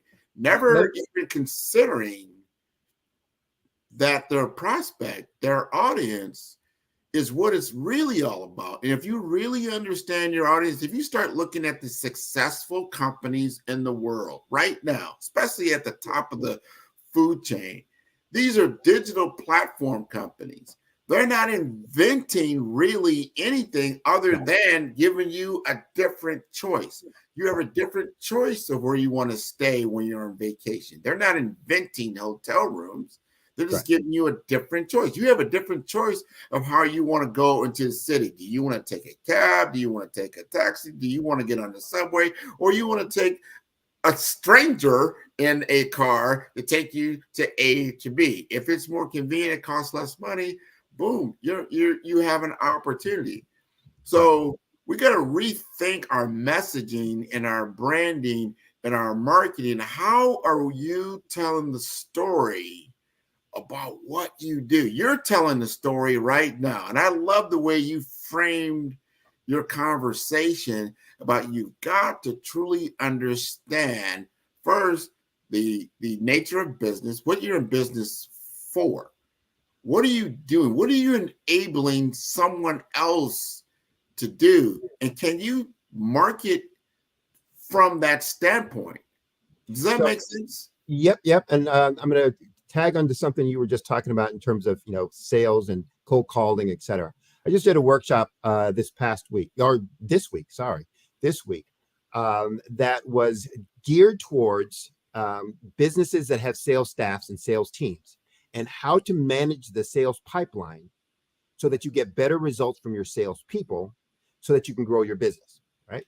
And it was using the exact same principles that we're talking about here. But what I was showing was, here are all the sales myths, and here's how these principles that I'm talking about would make that more effective, and that would eliminate the problems that result from acting in ways consistent with that myth. So one of the sales myths, and we've all heard this, from salespeople all the time, it's a numbers game. It's all a numbers game. Like, if I can talk to 100 people, then I'm going to get, one sale or two sale, whatever their number is for them, et cetera. And that concept in and of itself is about everybody is a lead. Everybody is, the same. And so I'm just going to call it, hey, Joe, would you like to bid in it? No. Okay. Click. Hey, Grant, would you like to? No. Okay. Click. Hey, and people, reject that as an individual. I mean, think about this. If you saw somebody walking down the street going, hey, Grant, would you be my friend? Hey, Sydney, would you be my friend? Hey, we're going to say that guy's crazy. That person's crazy. They're just, I don't want to be a part of them. You want somebody, one, who's going to be interested in spending time with you because of you and what your value brings to them and their relationship, and what their relationship brings as value to you, and your life, etc. So why would it be any different from a business perspective? And so all of these things, first and foremost, focus on, I need to understand, as you're saying, I need to understand you, what you're about, what's important for you. And if I truly want to be a servant to you, then I'm going to do things that are going to help you. And if I'm going to truly help you, you're going to trust me. And sometimes I won't be able to deliver what you need, but because I have your needs at the heart, and your benefit or best interest at the heart of me, I will put you in connection with the right resource. I'm not going to push me on you. I'm going to say, Grant, I can't help you with that. I'm not the right person for you. I appreciate you coming to me, but I have somebody else that you really probably need to talk to. Boom, boom, boom, boom. And even if that's going to benefit me, meaning that if me taking on what you asked for was going to benefit me, but I know I can't do and deliver it, and I say, no, you really need to work with this person, my esteem in your eyes is going to go even higher. You're going to go, wow, that's a good dude, because I was ready to give him money, and he said, no, I'm not the right one. I can't help you. So I'm not going to work with him now because I need this done. And if he can't do it, I'm going to go to someone else. But the next time, I'm definitely going to him, or the next person, I'm definitely referring to him. So it's just always about making yourself indispensable, and of need or in service of others, and you're going to be okay. And so as a business, it has to be the same mindset. Your target market, how are you being in service of that target market? What information can you provide, not just sell? And so, that's at the core of what I help people understand, but then how to execute that, how to implement that. What does that mean? And yes, that means I do understand who they are, and therefore what's important to them. And so most of our marketing fails for some of those issues and reasons. Well, let's drill into that, meaning your audience. When someone, who have you identified? We've got a lot of people listening and tuning in to us right now on the Black Business Network. Describe to us your audience. Who is the audience of Sydney Warnsby? Who can get the best benefit by working with you? How would you describe that? Well, typically it's those business owners who are frustrated, probably frustrated because they want to grow and don't quite know how to make that happen, who are on the precipice of growth, meaning they're ready to bust out, but they can't quite figure, like, what's the next thing I need to do? Or that they tried a couple things and it didn't seem to work, or they know what they want to do, they just don't have the bandwidth, maybe in their own experience and capabilities, or maybe in their team's capabilities, to be able to make all of that stuff happen. So that's the individual who gets the most out of me. If they're growing already, they're one, not going to really be looking for a lot of help and assistance, whether that's right or wrong. I'm not going to get in the middle of, but that's not going to be somebody who's going to take advantage of someone like me. It's really those folks who are I want to get there, I just don't know how to do this, or I've struggled getting there, and I'm not quite sure what I'm doing wrong, etc. Typically, those are going to be companies that have, again, and I'll talk about the difference between who I market and communicate to versus who calls me and do I work with. But who I'm marketing to usually are those companies who've got 4 to 100 employees, because they usually don't have all the resources that they need in terms of skill set, in terms of knowledge, in terms of experience to be able to do what that they need to do. They don't typically have, the knowledge at the ownership level to be able to say, this is exactly how that needs to take place, and to lead all of that on their own, either because of time or because of knowledge. And they're usually the ones who have they've gone a little bit. They got 4 employees, they got 100 employees. They've gotten to a point where they are stable, but they're nowhere near the vision that they had or that they believe their company is capable of. And so those are the folks who really benefit the most, because then they can, put these, structures and systems solidly into place, and then be able to transform and really exponentially grow their business, but then have the structure for being able to make it even bigger from there. Now, I say all that, and I get a lot of people who are startups, pre-revenue startups, et cetera, who reach out to me as well, that I work with, because of the breadth and depth of my experience. And in fact, I just signed up a client yesterday who said they're starting up a business, who said, exactly that. I need all of this. I saw your website, and I need a little bit of all of that because, and you seem like the person. And yes, the breadth and depth of my experience is very, good in that kind of situation and scenario. Here's what you need to do. Here's the order that you need to do it in, et cetera, et cetera, et cetera. And so, those two kind of are the primary, but I tend to market to those folks in the 4 to 100. Everyone else who sees then decides for themselves if that's going to be a fit for them, and I'm glad to help any of those. I like that. You've got to know your audience, who they are, and the problem that you can solve for them. So important. So let's talk about how you solve that problem. Meaning, do you run one-on-one sessions? Do you have workshops? Do you go on site? You're actually doing the work for them because they don't have the capabilities. Talk to us a little bit more about that. Yes, I do. All of that you just said and more. So I do one-on-one coaching. So that's me being a advisor, coach, guide in the process. That's hip to hip, shoulder to shoulder. Me instructing what needs to be done, giving some assistance in the implementation, giving some guidance. I'm not going to do in those, in the one-on-one, the traditional one-on-one, but I'm going to be there. We're going to meet weekly,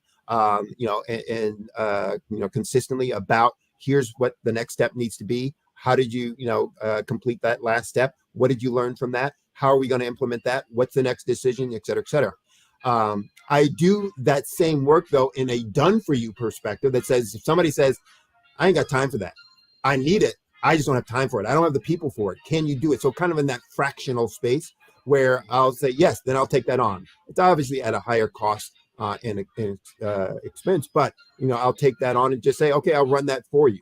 But I also do for startups, and this is a great one. I have 2 products for startups. One is my foundation, my 90-day foundational coaching, where I work with them over 90 days to set up what I call a 7-figure foundation. So here are all the things that you need to do, from understanding your uniqueness, the 2 things we talked about, what's unique about you, what are the pain points of your target market, and how do you, eliminate that with your uniqueness.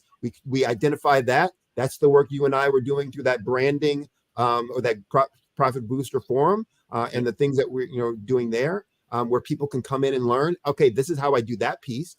And then I add to that, then, okay, and this is how you use that to message to people so that you can generate more leads on demand, and that you can create product services designed to meet that or a compelling offer. So that I do in a 90-day foundation and again, that's great product for startups, kind of people new into, their business, et cetera. And then I do advisory groups, as well. So I will work with people under any format that is going to be useful or beneficial for them, but I want to make sure that they're in one that's going to be best for them. So there are some folks where they say, I want that entry level, just, kind of a subscription service. And, maybe because it's, price beneficial for them. But if I see that that's not going to be best, I say, it's probably not best. Let me show you either how I can get you to this place, or, if you're doing this, this may not be the best fit because it's not going to do this for you. You're going to need this, that, and the other, and that may not be a good. Now you make the choice. That person makes the choice. But these are all the ways that I'll work with folks. I'm about, if you want to get somewhere, I'm going to help you get there. We can make it beneficial for both, and it has to be beneficial for both. But the format takes a lot of forms. I do a lot of workshops, some for free, some for pay, meaning that there's a fee charge. I do a lot of just 1 hour kind of workshops to give some people some information about how to manage their business better. And then there's some that are more extensive, 2, 4, 8 hours worth forums like you and I do on the Profit Booster. That's a forum over several weeks, 8 to 10 hours worth of work, hands-on, blah, blah, blah, that, we're going to charge for, because of the nature of the benefit that people are going to get from that. So Sure. Any and all of those formats. One thing I like about your structure, your business structure, meaning your pricing models, you put things together so that price or money is not a barrier. You have programs that, hey, you've got, $90, you can engage with me. And all the way up, you have subscription models, and you have some others. Talk to us about your pricing models. Yeah, so again, and I work with a client that I implemented for them my pricing model in their motto. So regardless of ability to play or ability to pay, and that's my motto, in terms of my pricing model. Look, I want to help those who want to be helped. I left corporate life because I was tired of helping the big guy get bigger. And I wanted to help small owners, entrepreneurs be able to, make their company big or to get their vision and dream in place, et cetera. And so I'm about, if you want and need help, I will find a way to help you, but it's not one-sided, so it can't be, for any relationship, it can't be all about you getting what you want and the other person not getting what they want. So the same is true for me. I'm not going to, this is my fee. That's what it is. I worked too long in my career, and this is what I'm worth. Boom. I know what I'm worth. I know what I can deliver. I also know the constraints that other people are under. So I will find a way to be able to make that work for both of us if I first determine you are willing to do the work. If you're willing to do the work, if you're going to be disciplined, determined, dedicated to it, I will help you. I'll help you get there. We'll find a way in the pricing so that it works for you and that it works for me. And we'll move forward from there. Wow. Well, you've got different methodologies. I want our audience to really hone in on that. Let's not make pricing a barrier. The barrier, from what our discussion has been in this particular session, is that the mindset. Are you willing to do the work? Let's, like anything else, no one becomes a star athlete just by running out to the field. There's a lot of practice that goes on. There's a lot of coaching that goes on. There's a lot of film work. There's a lot of observation. There's a lot of things that you need to do. And then you have to go against competition so that you get better at what you're doing. And then at the end of the day, you, especially toward the end of the season, you really know who you are. I always like sports analogies. I think about, they start out, there's 32 teams. They all have the goal of winning a Super Bowl. Only one team is going to actually get to that goal. But guess what? All 32 now can assess their execution, to your point. How did we execute? Where do we do good at? Where do we need to be better at? And what do we all out and out fail at? And some of those things are in your control. Some of those things are outside of your control. But they're all part of the journey. They are all part of the experience, because you're driving into a funnel that ultimately only one company is, or sports franchise, your team, or perhaps your team or someone else's team is going to get that trophy. Mm-hmm. You want to prepare yourself to win the trophy. You've got to first look at yourself. Am I a Super Bowl team? Am I a playoff team? Am I a contender, or am I just playing the game? Right. And be a true assessment. Here you are.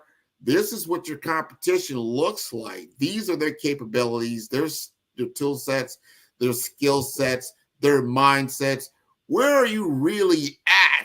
And this is one thing we were doing in our workshop. I do a skills gap analysis. You need to understand truly where you're at. Because if you can only bench press 100 pounds and your competition's bench press is 400 pounds, you can sit there and say all day you're going to win the Super Bowl. But guess what?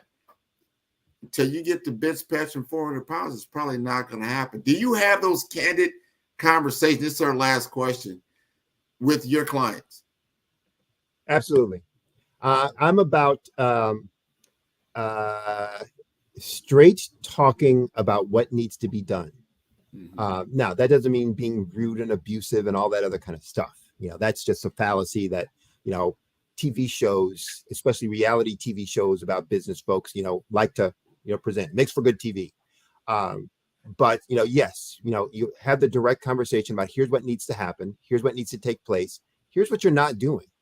And I've had these conversations with folks that just says, hey, I'm not sure this is going to be in your best interest to continue because you're not following my advice.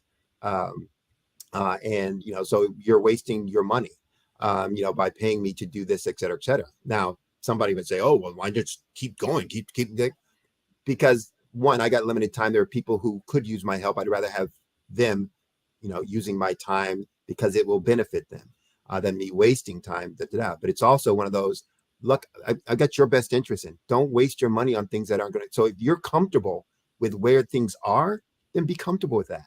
But, I don't need to be frustrated by, something not working because you're not implementing, because you're not taking that on. So, there's always value in being direct, open, and honest. I don't know any situation. I've not found a situation where being direct, open, and honest wasn't the right approach.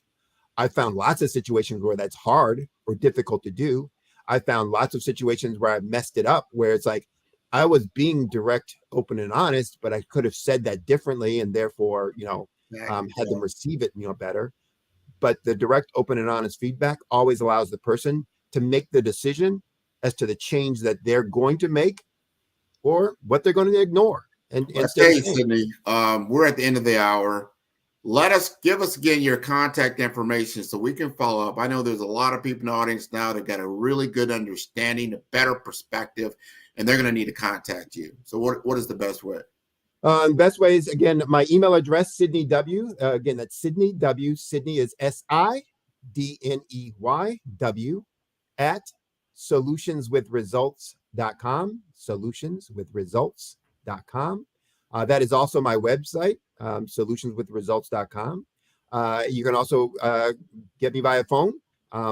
So phone call directly or text at 718-791-8707. That's USA, so it's +1. So either one of those are the easiest, best ways to reach me. I'm happy to work with anyone. If you tell me, I'll do this for today and today only. So if you message me tomorrow, I won't remember that I said, no, I'm joking, but you won't get the offer for today and for today only. If you contact me either one of those places, and say that you saw me on the Black Business Expo or the Black Business Network, I will give you 1 month free of coaching. Wow. You heard it from Sydney himself. This has been wonderful. Thank you so much for being on the Black Business Olympics. Genius is coming, and I'll see you on the other side. That was wonderful.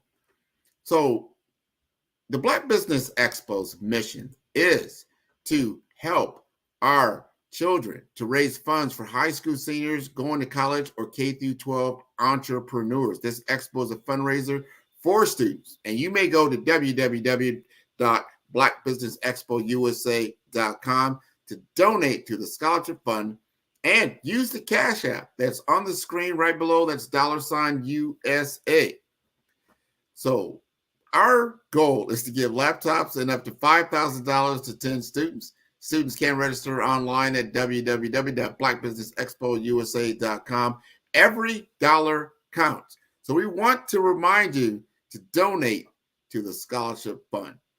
And we want to thank our Black Business Expo USA sponsors for February 2024. That is NC100, Moody Capital Partners, Suede Soul, 5-Star BDM, Lotus Rocher Coaching and Training, Carolina, Virginia Minority Supplier Development Council, Step Management, Hello LLC, BHS and Associates, Margie McLean Foundation Incorporated, Genius is Common, Earth Essentials, Milani Shani Global, Executive Women's Success Institute, The Quality Coaching Company, Superwoman Business Services, Creative Force Studios, Lee Entertainment, Artistic App Design, Black Business Expo USA. Genius is Common, and I'll see you on the other side.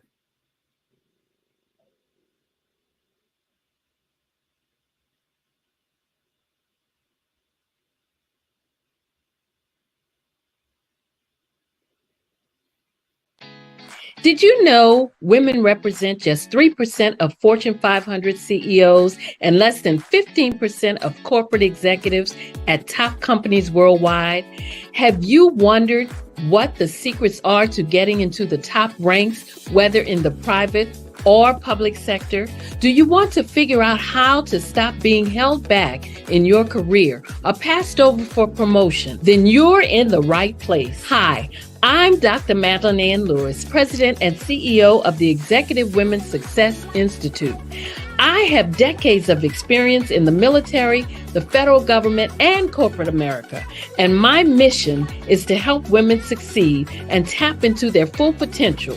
I want to reach 1 million+ women around the world to become the leaders they are meant to be. So if you want to move into a management or executive level position, or maybe you are a female veteran transitioning out of the military into business entrepreneurship, then reach out to the Executive Women's Success Institute at 301-693-3284. Let us get you on the fast track to success.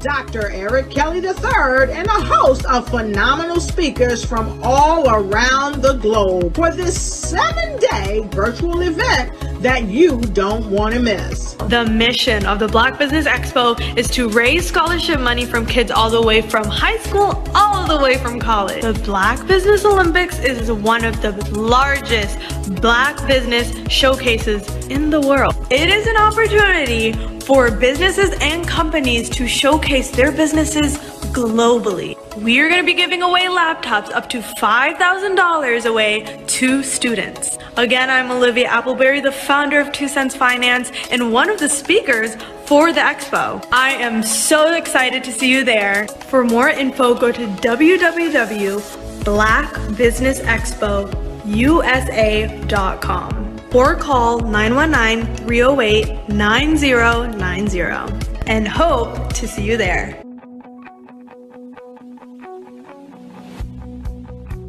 I am Black Business. From the moment I wake until the time I sleep. Yes, I am Black Business. I am Black Business. Tell me, Are you Black business? I am Black business. Do you support Black businesses? Listen, I support Black business because I am Black business. Black Business Expo, one of the largest business showcases in the history of Black business in the world. The world! Sign up today at www.blackbusinessexpousa.com or call 919-308-9090. I am Black business. I am Black business. From the moment I wake until the time I sleep, I am Black business. I am Black business. Are you Black business? I am Black business. Do you support Black businesses? I support Black business because I am Black business. Black Business Expo, one of the largest business showcases in the history of Black America in North Carolina. Sign up today at www.blackbusinessexpousa.com or call 919-380-9090. I am Black business. I am Black business. From the moment I wake until the time I sleep, I am Black business. I am Black business. Are you Black business? I am Black business. Do you support Black businesses? I support Black business because I am Black business. Black Business Expo, one of the largest business showcases in the history of Black America in North Carolina. Sign up today at www.blackbusinessexpousa.com or call 919-380-9090. I am Black business. I am Black business. From the moment I wake until the time I sleep, I am Black business. I am Black business. Are you Black business? I am Black business. Do you support Black businesses? I support Black business because I am Black business. Black Business Expo, one of the largest business showcases in the history of Black America in North Carolina. Sign up today at www.blackbusinessexpousa.com or call 919-380-9090. I am Black business. I am Black business.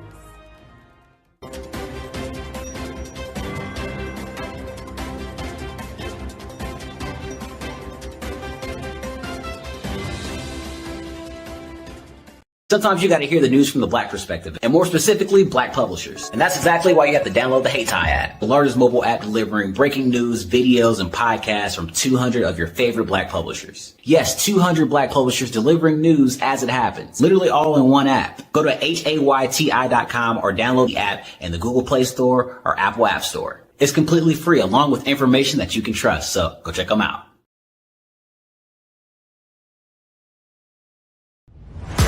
Social media is evolving. It's more vibrant, more colorful, more energetic, and so are you. It's not just photos anymore.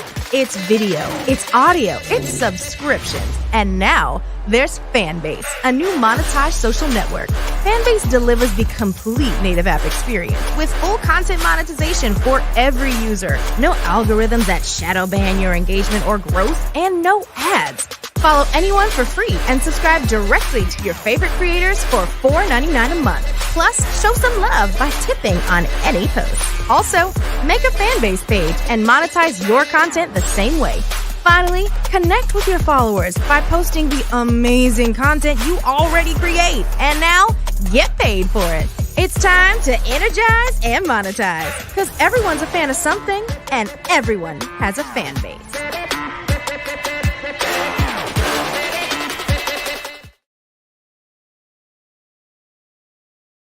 Are you a forward-thinking entrepreneur or business owner? The world is changing faster than ever, and it's time to pivot and adapt to the future. Hello LLC is here to help you do just that. Hello stands for helping enterprises leverage leading-edge optimizations. Our innovative solutions can streamline operations, reduce overhead costs, and give you a competitive edge in a market projected to reach $5 trillion by 2030. By pivoting to the metaverse, businesses can tap into a rapidly growing market that is projected to be a significant part of daily life for 25% of Americans by 2026. As a full digital metaverse agency, the Hello LLC can help you create custom solutions to streamline operations, increase productivity, reduce costs, and drive brand recognition. Why should you pivot to the metaverse with the Hello LLC? By leveraging cutting-edge technology, you can provide immersive experiences for your customers, expand your global reach, and unlock new revenue streams. Contact us today to make the pivot. I am from Washington, D.C., but I was raised in Durham, North Carolina. I came to Durham when I was about 5 or 6, and then I travel back and forth to D.C. because it's where my people are from. One of the unique things about my family is my mother, she's also an artist. She does quilting, and she does a lot of artistic things. And then my son, he draws with both hands, his right hand and his left hand like I do. So that's kind of a family trait. And then my other son, he's a videographer, and my daughter, she works, she's a regional vice president for Sunglass Lab. When you start out drawing and sketching, you want to continue to explore, each avenue. I do pastels, I do pen and ink, I do painting, I do acrylics. I haven't done oils yet, but I try to do all facets of art. What I say to a lot of times to people is, you can't put yourself in a box when you're an artist. You have to explore. And over the course of my life, I've tried to explore different mediums. I also do sculpture as well. I choose my subjects by the intensity that they have in their faces, or the intensity that somebody is moving, because I do more than portrait drawings. I also do I do abstract, and then I do figurative drawing also. Well, what happened in this particular show is that I started out trying to come up with something that would be a little bit different than what everybody else is doing. So I was working on a Barack Obama show, and they wanted me to do some paintings of Barack. And so what I did was, because of the deadlines, I kind of did it kind of fast. And then I realized when I was doing it fast, I enjoyed it. And so then I started doing other pieces the same way, and I started to enjoy those pieces also. And so I came up with this particular style, and it's a style of lines and colors. And what's interesting is that when I was in college, I did a show called Lines, Colors, and I talked about the boldness of the blacks, the hotness of the whites, and this is how this has come about, later on in my life. And the colors comes from a lot of the entertainers that I work with, where they wear different colors. They don't wear, your plain reds or your whites. They wear different colors, and so that's also another piece of what's giving me the colors. The subtitle of this show is Faces That Speak Life. That's real critical. Faces that speak life. Each one of these pieces is a life source and a life energy that's being put on display for people that are looking at them. You know, I always say in terms of my art, it's not important that I draw them. It's important what you get out of what I draw. You know, I don't try to just draw it because you like it. People wanted me to do prints. I didn't do prints. You know, people asked me to do different people, but the people that I choose are people that make a difference in the lives of people in the world. So the human landscape idea was, again, as I say, the lines represent your emotions, it represents your ideas, and it represents your journey as a human being. And that's why you get the different pieces and the different looks. And as you notice, I try not to do one look that looks alike another look. And that's what's the most important part of this show. Artist to me is a creative expression of something from nothing. You know, it explodes onto the canvas, or it explodes on in my work. One of the things that I try to do more than anything is I try to just give the lines and the movements and emotions and expressions into what I do. Art really means to me a chance to express how I feel deep down inside. Most of my art begins as a thought that I might have, you know, whether it's sports, whether it's history, whether it's a woman or a man. It pretty much starts as an idea of thought before I get into the actual image of what I'm going to draw. I do a lot of historical pieces. I was a history minor in college, and I love to do history pieces. And a lot of times I'm thinking about history, and then I try to make that history impact you as you look at it. That's one of the reasons I do pictures so large. You know, people ask me, why do I do the pictures so big? And I tell them, I want the piece to impact them as they're looking at it, to kind of dominate them, dominate their space. And most of my pieces I try to do off page. I don't try to do anything that's going to be in those four corners, or in a square. And I want your imagination to be a part of the piece that you're looking at.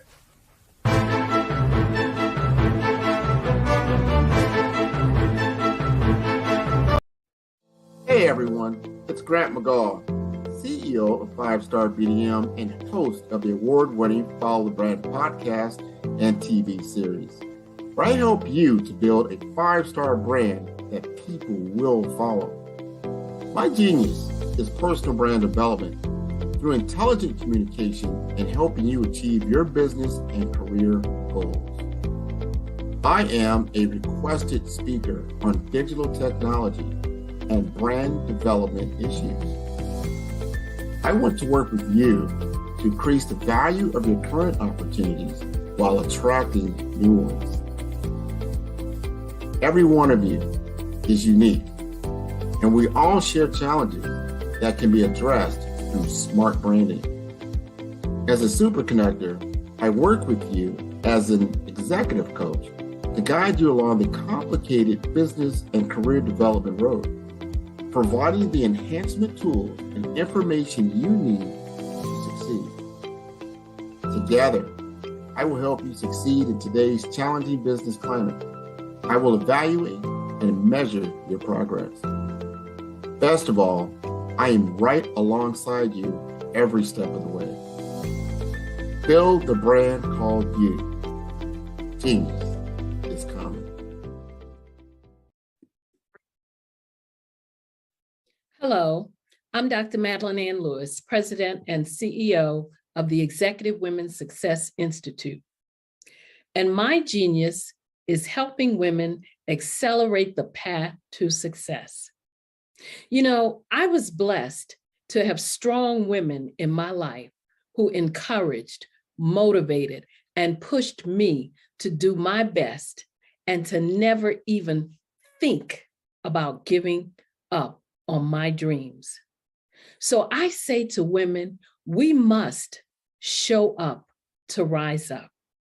We have talents and potential, but who will see them if we don't speak up and get noticed? I know that women are a tremendous resource on this planet, And there is nothing more fulfilling than helping a woman tap into her full potential. I do this because I want to be a part of helping as many women as I can to show up, to rise up. I do this because genius is common.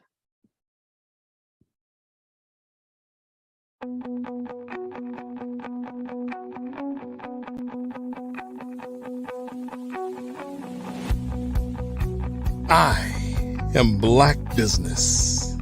From the moment I wake until the time I sleep. Yes, I am Black Business. I am Black Business.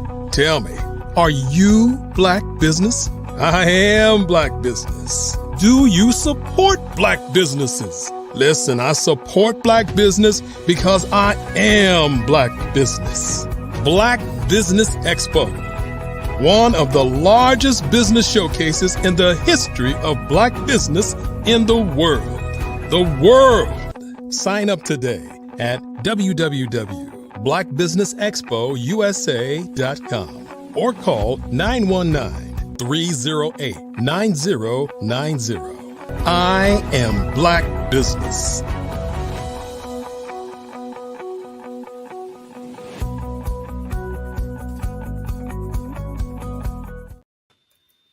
Good day, business owners, entrepreneurs, thought leaders, and corporations. Welcome to the Black Business Network. My name is Grant McGaugh, CEO of 5-Star BDM and host of the award-winning Follow the Brand podcast and TV series. I'm your business moderator for this day on the Black Business Network. The Black Business Network is a 24-hour business network showcasing Black businesses, business owners, entrepreneurs, and thought leaders worldwide. We have speakers from North Carolina, London, Singapore, Africa, Japan, and cities all over the United States. The Black Business Network is a global community sharing its business knowledge to empower, inspire, and educate businesses about business. And our next speaker is Troy Richardson, a luminary in leadership and global wellness. With over 25 years in sales and marketing, Troy Richardson has driven over $300 million in revenue, showcasing his unmatched leadership and strategic acumen. Beyond his executive prowess, Troy stands out as a global speaker and health advocate, inspiring holistic living worldwide. Founder of RCG Media Group and RCG Global TV Network, Troy combines entertainment with impactful storytelling, aiming to enlighten and engage global audiences. His commitment extends to notable roles with Tiny Town, California, Friends of Zane, Adams, and Gifting of Lifetime Experience, where he promotes comprehensive wellness in mental, spiritual, and financial domains. Empowering communities through natural and holistic methods, Troy embodies the belief what you are looking for is looking for you. Let us welcome Troy Richardson. Well, Grant, how are you, sir? I am doing just fine. How about yourself? After that introduction, my man, trust me, man, I am pumped up and thank you so much. So grateful to be here with you. Oh, most welcome, Troy. Love having you on the show. You've been here before. Before you even get started, tell us a little bit about what you've been doing. What have you been up to the last 6 months or so? Wow, man, that's a great question, man. I don't know if we have time, but I'm going to give you a little bit. As you know, we have our first television series that we are working on. We're getting closer to having that funded so we can shoot the trailer and at least the pilot episode. So we're excited about that. We have a summer tour that Dr. Dre and myself have combined, co-founded this tour, the Love 24 tour that's going to kick off in New York City in Memorial Day weekend. So we're getting that together, working with a lot of elected officials in New York, and excited about that, man. But so much going on, Grant.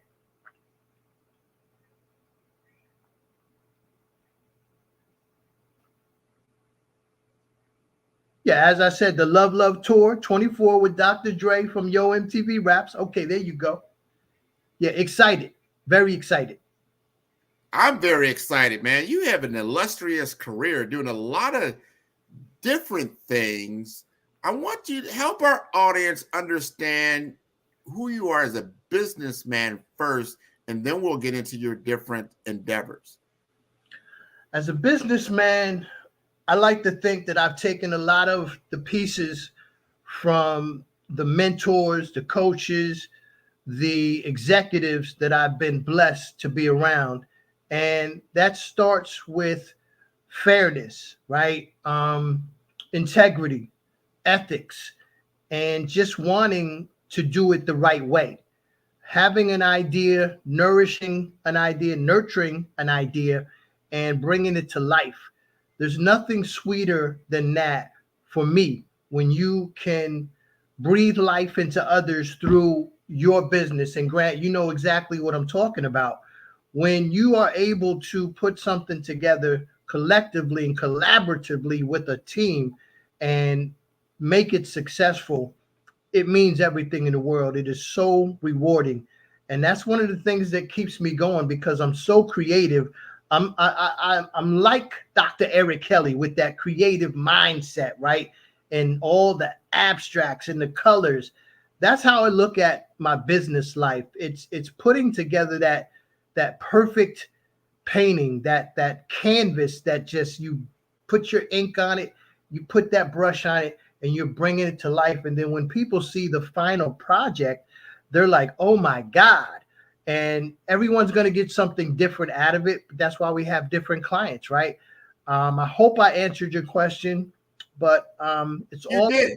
You are, but we're going to get more out of you, Troy. First of all, because I don't know if it's me, but I'm hearing like a New York accent. Tell us the Troy Richardson story from the beginning, like as your childhood, as you got into this endeavor.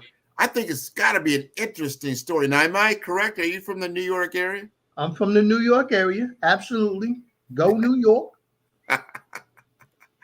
That's what I thought. So what inspired you to get into this business in the first place?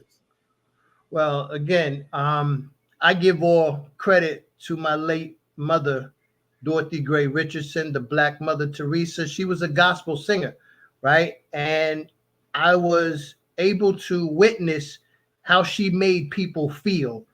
And I love that, Grant. I remember going to different churches and just people just loving on her.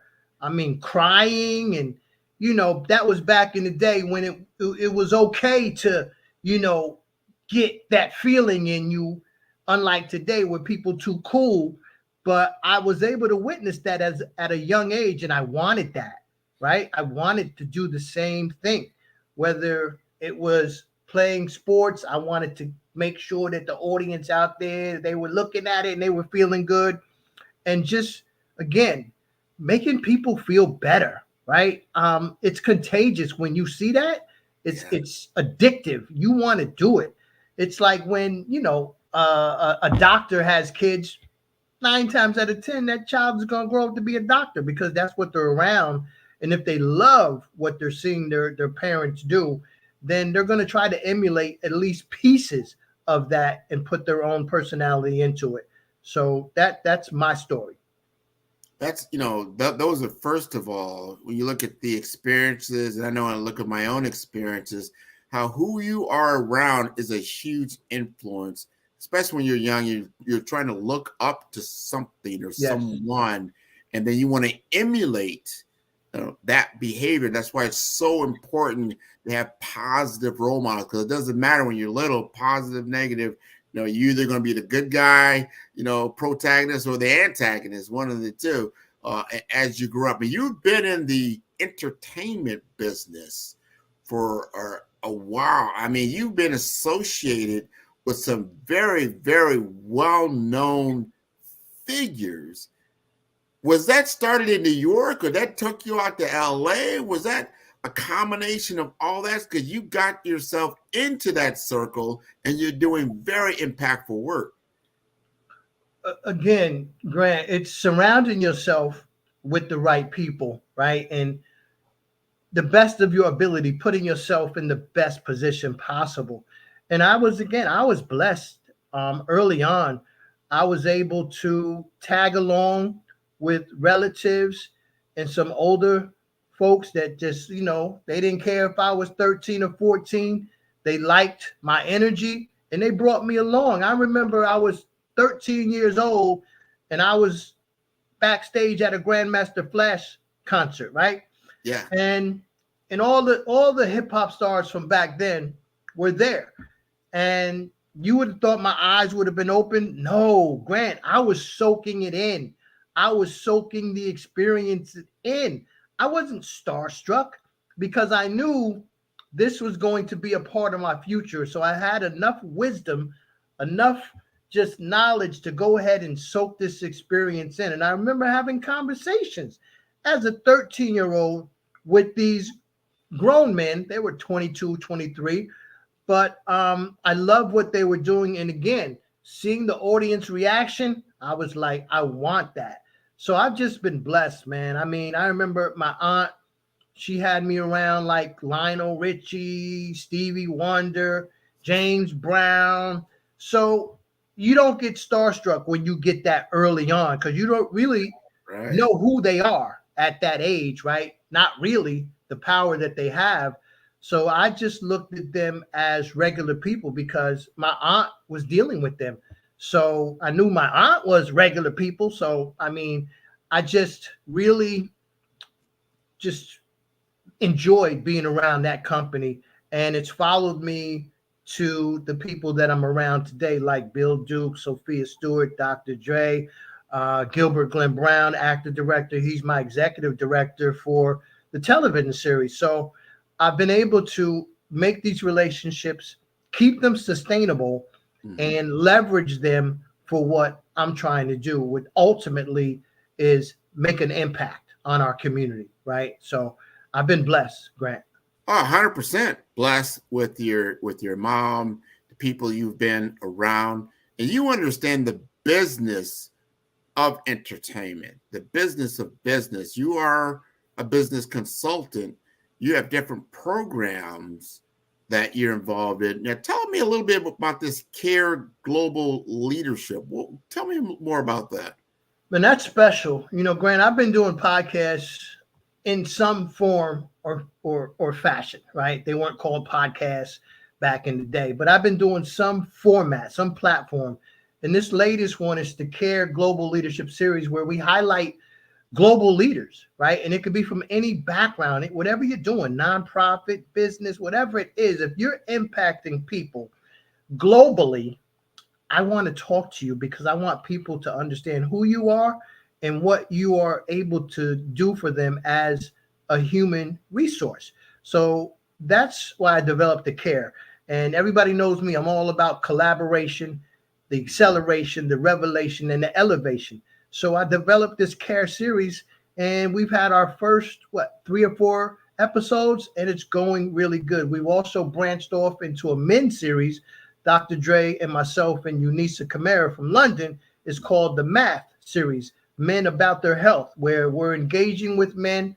We're having real talk, real discussion, and we just want to get men, especially men of color, to get to the doctor more, right? And that's going very, very well. So yes.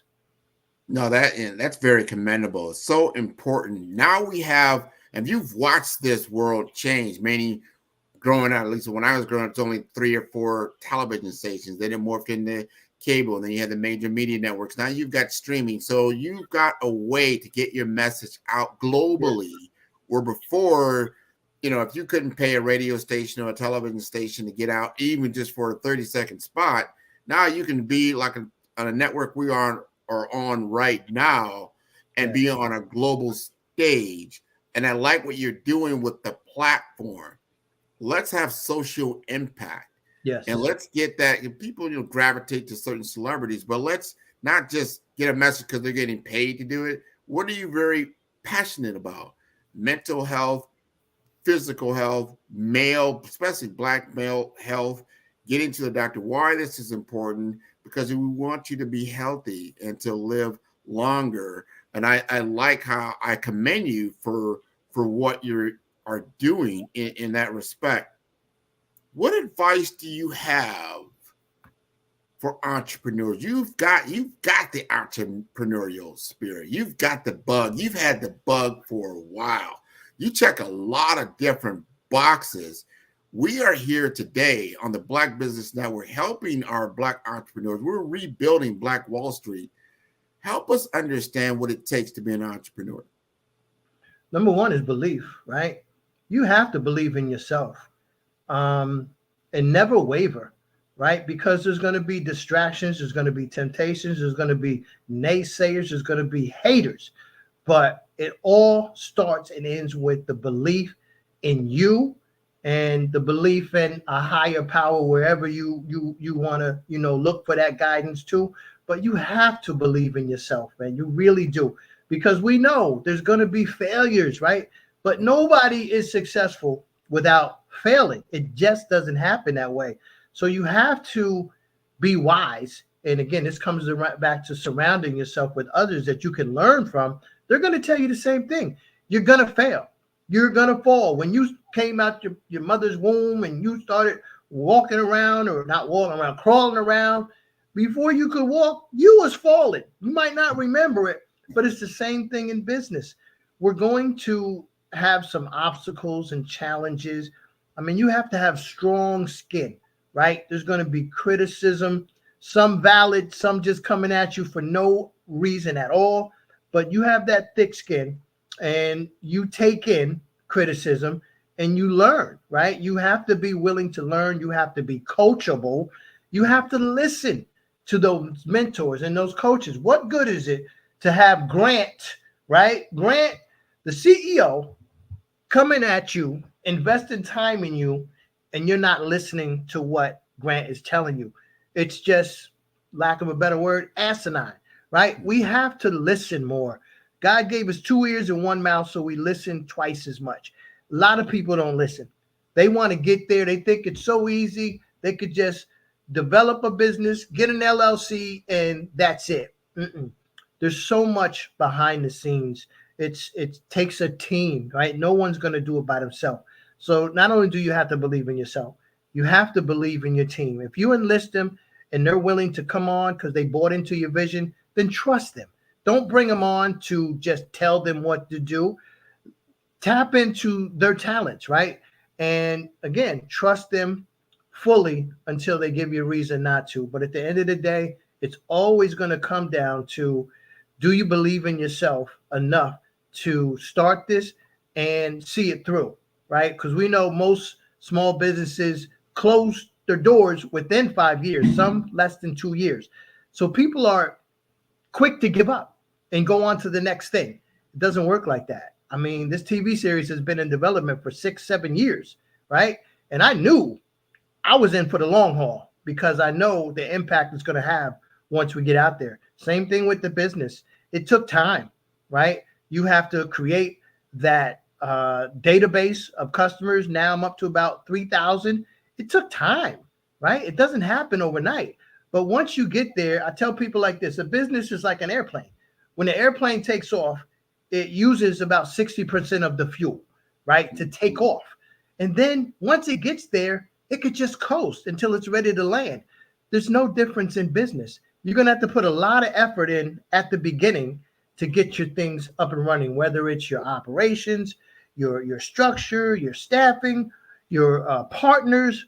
It's going to take time to develop. So if you know all those things going into it, just be patient and be diligent and be ready to just put in a lot of time. But why wouldn't you want to put time in for you, right? You've done it for others practically your whole adult life, 40 hours, 50 hours, those in retail, 60, 70 hours. So put that time into yourself, right? That's it, I Grant. totally agree with that. You know, I'm a big storyteller. I like telling stories. I like listening to stories. We've got students that are listening now to me and you, and they get the most by hearing, not just like you giving me the principles, you're giving me the why, give me the case study, the example. How did the things that you're now talking about, by having the discipline, by sticking through, having the longevity, the resilience.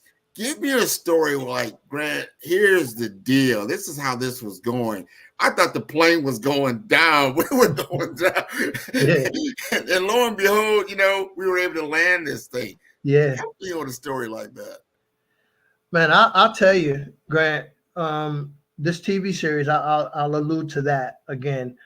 Early on, when I first took my pen and started writing, it was an out of body experience. I didn't believe I was here.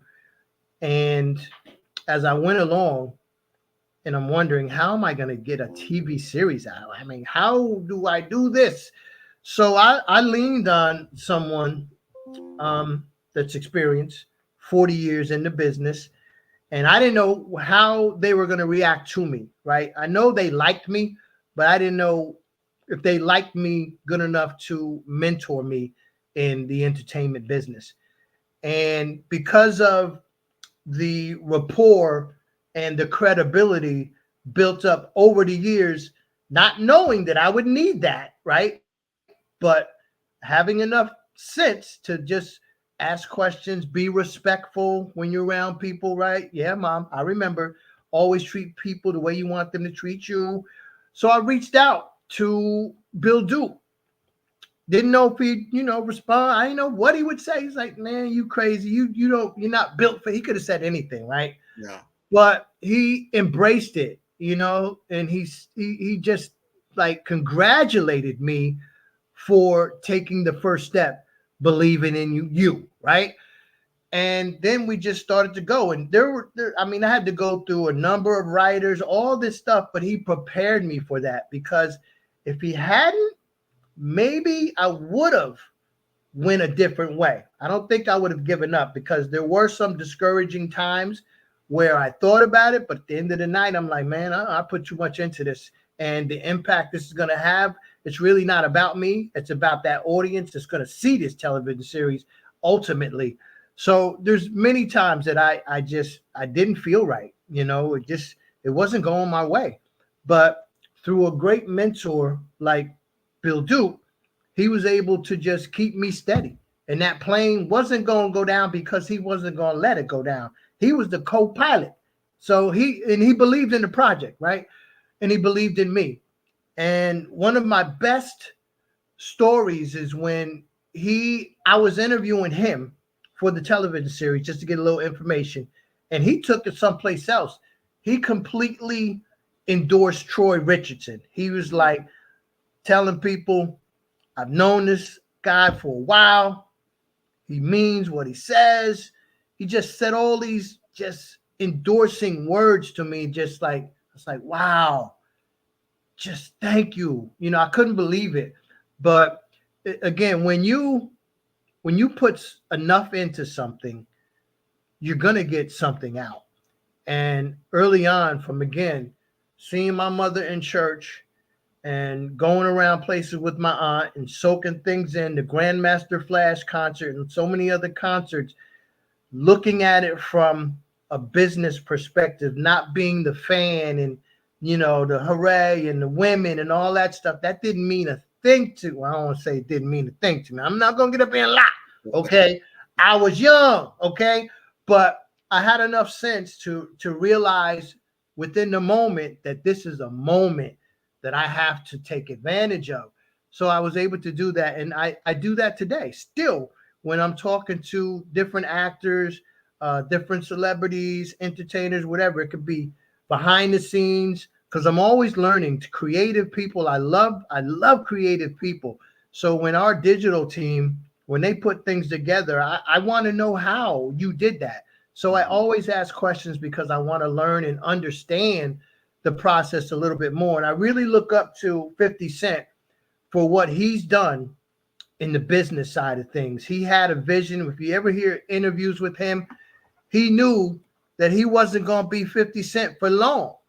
He wanted to maximize 50 Cent and then morph and transform into Curtis Jackson. And the way he's done that, it's a blueprint. So I look at a lot of different people and what they do and try to incorporate that into what I do. Very smart. Very smart. I want our kids to truly understand the behind the scenes of a lot of the entertainment world, the business side of it. He's a great example. You've got a lot of other great examples. People that started out, they got into hip hop, they got into the rap game, but then they took it to television, and then now they're behind the scenes. They own a lot of different things, and they're established. So it wasn't just a one-hit wonder. I came from that world just outside of Motown, where you might have somebody like for that summer they were hot, and the next time you thought about them, they were out of the business. So I think a lot of our subsequent generations have learned the business of the entertainment world, or the music industry, the television industry, the media world. Like, okay, this is just a part of what I'm trying to accomplish, because it's no replacement for talent. You got to have talent, but then you need to understand and grow into, okay, I understand, just like a professional athlete, I have the skill set to play this game for maybe 3 to 5 years, if I'm lucky, maybe 10 years, just because my body is not going to be able to perform at a level to compete with all the newer generations that are coming up. So you have a segment of time in which you exist, right? The 50 Cent era was a segment of time. Yes. A lot of people, and I want you to tell our students especially, they might not like, Bill Duke, I'm not familiar who he is. Tell us a little bit more about Bill Duke. Well, Bill Duke, actor, director, writer, philanthropist, just an amazing human being, right? And Bill always says, aspire to inspire before you expire. And that basically means, man, put so much into people before you're gone, right? Love on them now, mentor them now, coach them now before you're gone. This is the moment we have to seize it, especially when it comes to our young people. Bill does have a media foundation where he teaches young inner city children in LA about financial literacy and the behind the scenes, the business of entertainment, right? Because you don't have to, not everybody's going to be the star, right? You're not going to be on camera. There's so many multimillionaires behind that camera, you'd like lose your mind if you knew the numbers. But Bill is, again, he started out, most people know him from Car Wash back in the day, but he's been Menace to Society. He directed like segments of Knots Landing. He's been in he's Black Lightning, the Marvel. A lot of the younger people know him as, I forgot the name. But he was a villain in Black Lightning, right? Really good performance. He got a lot of accolades for that. He just did a movie about a year ago with Matt Damon. Forgive me, I forget the name of it. But he's still active at 86, right? Because he has a thirst, a hunger to do more. And he's all about impacting people. I've learned so much about this man from putting everything into everyone else. And again, back to my mom, when you put that into others, it's going to come back to you. So again, you just Google the name Bill Duke and so much is going to come up. But he is just, he's an example to me of how a Black man should act, right? You talk about acting. I still remember when he was in Menace to Society, and still a lot of my guys, we joke about that. Like we always see that guy in the interrogation rooms, like, you messed up, right? Yeah. Hey, Grant, I got to stop you there because about 2 years ago, I said, listen, Bill, man, I'm going to fire your manager because there's no way that you should not be marketing that clip. You don't. Yeah. And so he said, come up, let me know what you're talking about. Put it on paper, let me see it. And I put it down. I gave him different scenarios of businesses that would actually pay to have you say that. You done messed up. If you don't mess with Grant's business, you done. I said, man, Bill, it would would take off. So we did a little test, and like I said, it took off, right? Because of his work schedule, he had to interrupt it, but God willing, we're going to pick that right back up because it meant a lot for a business to have a Bill Duke, and he wasn't charging that much. That's not his character. So the businesses were extremely happy. It made him feel good, and more importantly, it told him that I know what I'm talking about. So, but yeah, that was a classic. We all remember that, right? You remember him, and he was in Predator. A lot of people don't. He was the guy in Predator with all those famous actors. Oh man, he's got some stories about that location and what they had to go through. Wow, I'm talking about humidity, tons of bugs. I mean, they had the best food catered in, but the bugs were in the food. It was the jungle. They were in the jungle, and he said it was one of the most rewarding experiences, but one of the toughest locations he ever had to shoot a movie on. But they had a lot of fun. Carl Weathers, what's his name? The wrestler. Ventura, Ace Ventura, Jack. No, it was Jack. You said Ace Ventura, not Ace Ventura. Yeah, not Jesse Ace Ventura. Jesse Ventura. Yeah, that's his name. No, Arnold. I mean, just a lot. He said Carl Weathers, who just passed, God's rest his soul. Did he? Yeah. I didn't hear that. Yeah. R.I.P. R.I.P. Man. R.I.P. Man, that just happened in the last month. So these are iconic actors. But when you see, again, when I remember that scene, when he pulls out that giant Gatling gun and he's trying to shoot the Predator, it's such a classic, riveting moment because now they actually see that they're dealing with an alien from wherever. And he's like, that was just golden. So he's had a lot. And when you took me all the way back to my childhood, because I almost forgot he was in Car Wars. And a lot of my kids don't need, you got to go see that film. Came out in the 70s. Abdullah. Yeah.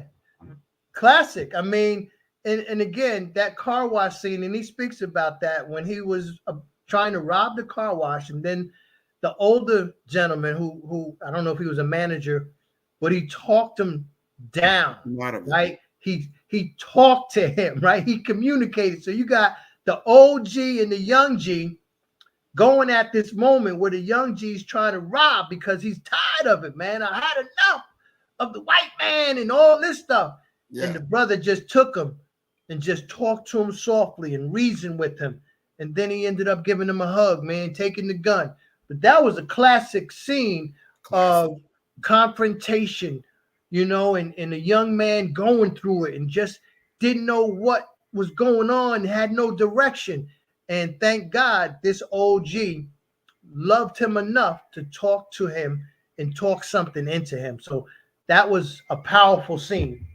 At the time, we didn't realize resolution at its height. Yes. And you're bringing that forward because I want our audience to understand this is history. Now, we just concluded Black History Month. It's a continuation of Black history. And all these things, these are scenes that came out in the 70s. This is 50 years ago. 50 years ago. And we're still remembering these scenes like we just saw it last night. That's how powerful that is. And that's what I want to emulate, right? So when I look at different TV series, like I'm gonna give you, for example, I just watched a little bit of Tyler Perry's series called Sisters. Never watched it before. Decided I wanted to get some different perspective and get some different lighting and get some ideas.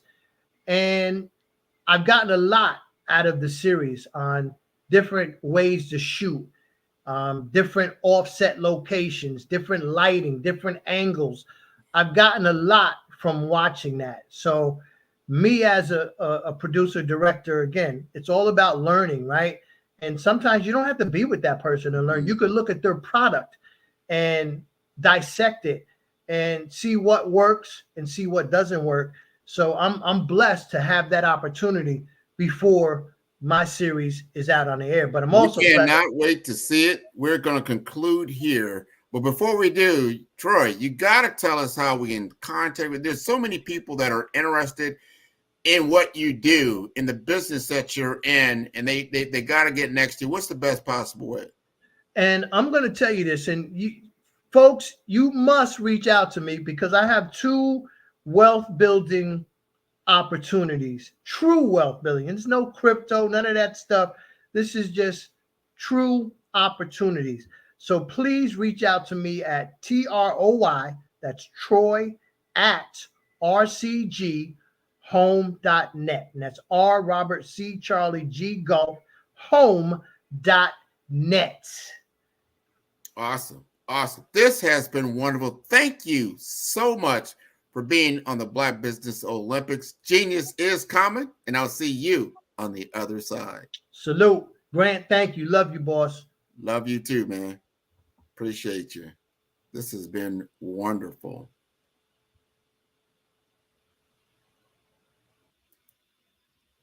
All right, so the Black Business Expo's mission is to raise funds for high school seniors going to college or K through 12 entrepreneurs. This expo is a fundraiser for students. You may go to www.blackbusinessexpousa.com to donate to the scholarship fund or use the Cash App that is on the screen below. That is $USA. Our goal is to give laptops and up to $5,000 to 10 students. Students, you can register online at www.blackbusinessexpousa.com. Every dollar counts. So we want to remind you to donate to the scholarship fund. We want to thank our Black Business Expo USA sponsors for February 2024, NC100, Moody Capital Partners, Suede Soul, 5-Star BDM Media, Lotus Rocher Coaching and Training, Carolina, Virginia Minority Supplier Development Council, Step Management, Hello LLC, BHS and Associates, Margie McLean Foundation Incorporated, Genius is Common, Earth Essentials, Milani Shining Global, Executive Women's Success Institute, The Quality Coaching Company, Superwoman Business Services, Creative Force Studios, Lee Entertainment, Artistic App Design, Black Business Expo USA. Genius is common, and I'll see you on the other side.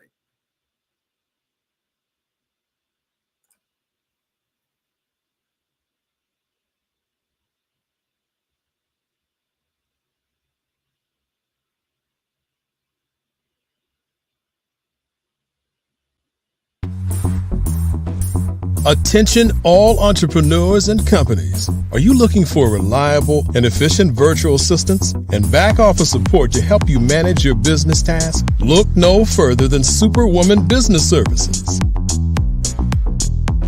Our team of virtual assistants provides a full range of administrative support services, including operations management, social media marketing, and much more. We also offer website design services to help you create a professional online presence that reflects your unique brand. In addition to administrative support and website design, we offer business development and structuring services to help you grow your business and achieve your goals. We'll work closely with you to identify areas of improvement and develop a customized plan to help you reach your full potential. At Superwoman Business Services, we understand that running a business can be overwhelming and time-consuming. That's why we're here to help you fly high and achieve success. Our virtual assistants are highly skilled, experienced, and dedicated to providing you with the support you need to thrive. Come fly with us and take your business to new heights. Let us help you become the superhero entrepreneur you are meant to be.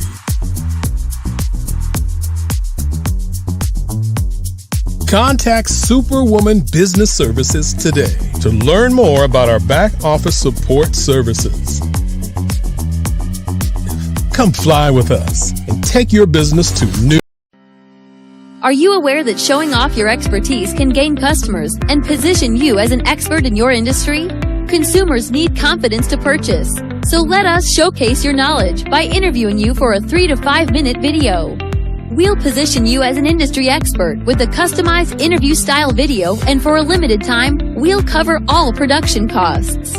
Click this ad or call now for all the information. You'll want to experience the same 5-star service our customers love. So take advantage of this one-time offer. Click this ad or contact us now.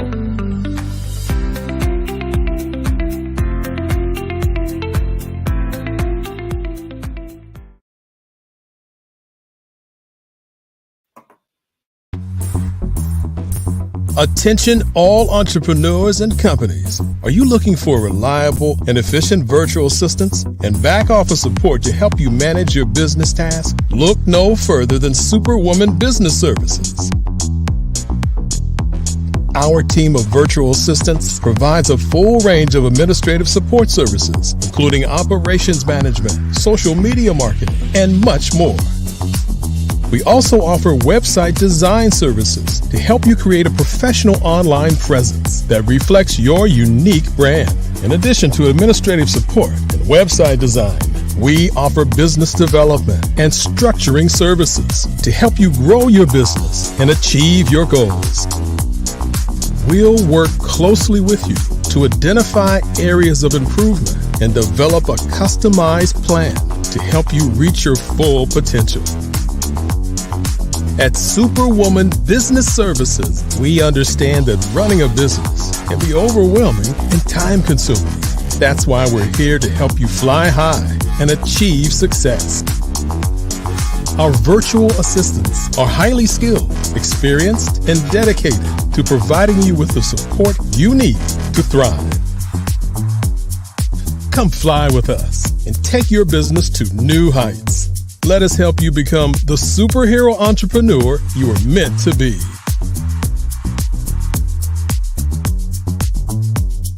Contact Superwoman Business Services today to learn more about our back office support services. Come fly with us and take your business to new heights.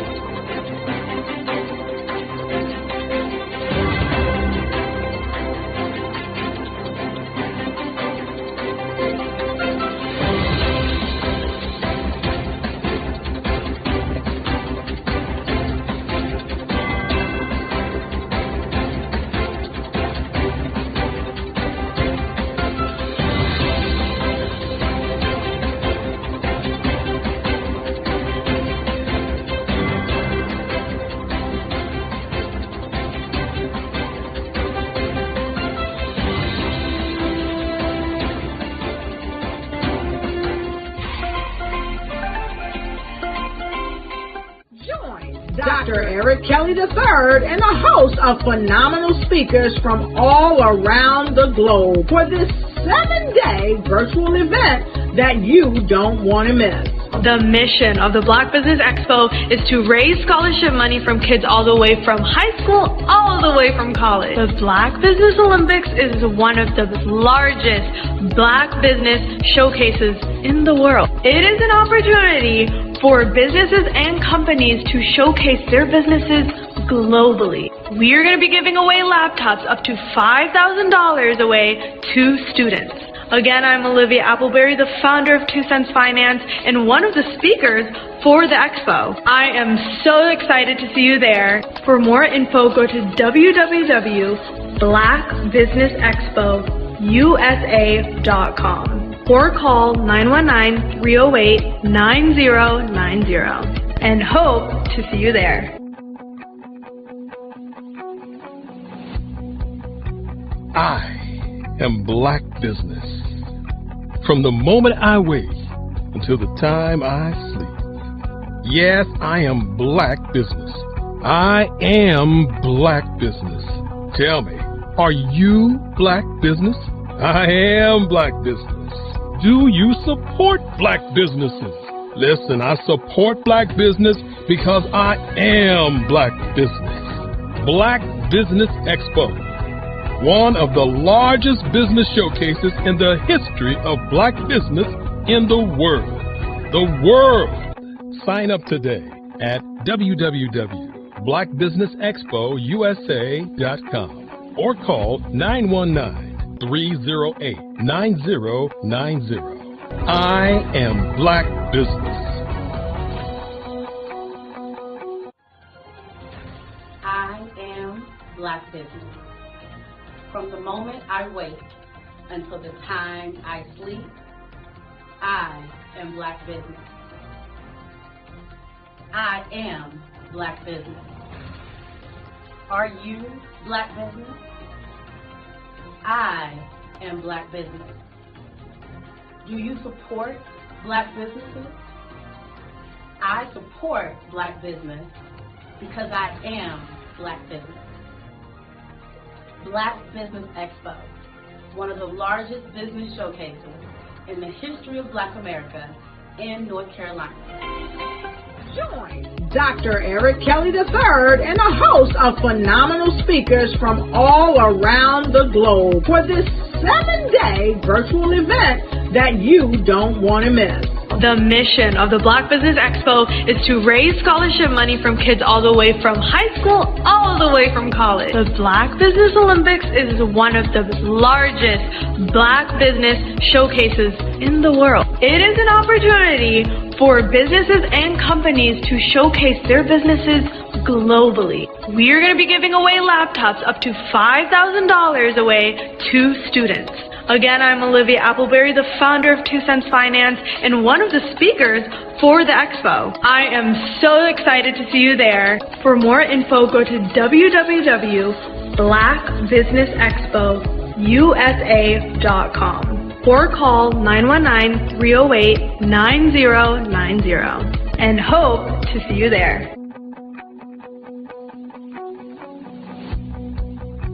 I am Black Business.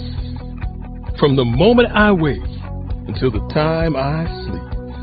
Yes, I am Black Business. I am Black Business. Tell me, are you Black Business? I am Black Business. Do you support Black businesses? Listen, I support Black business because I am Black Business. Black Business Expo, one of the largest business showcases in the history of Black business in the world.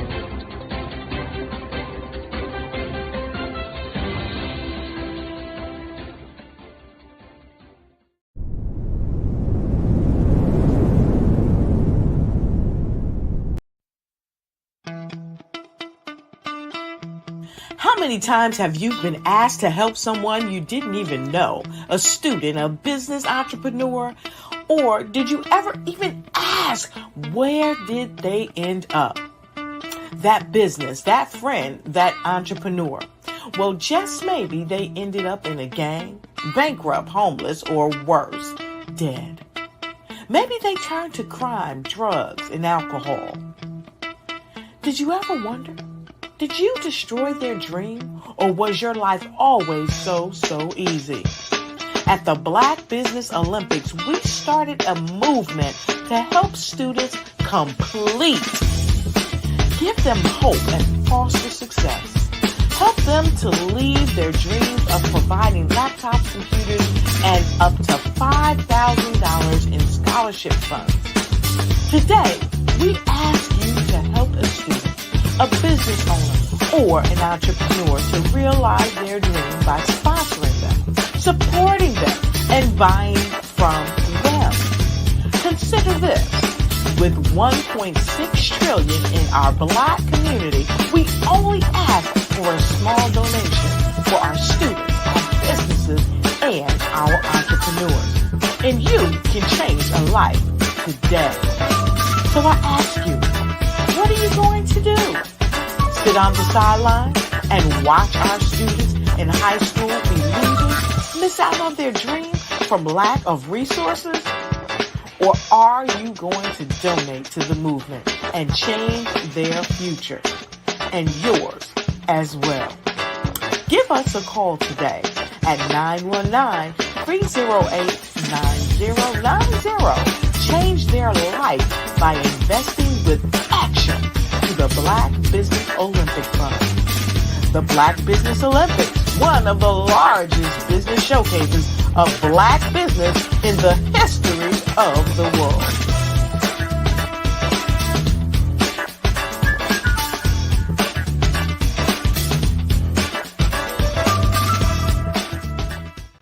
The Black Business Expo's mission is to raise funds for high school seniors going to college or K-12 entrepreneurs. This expo is a fundraiser for students.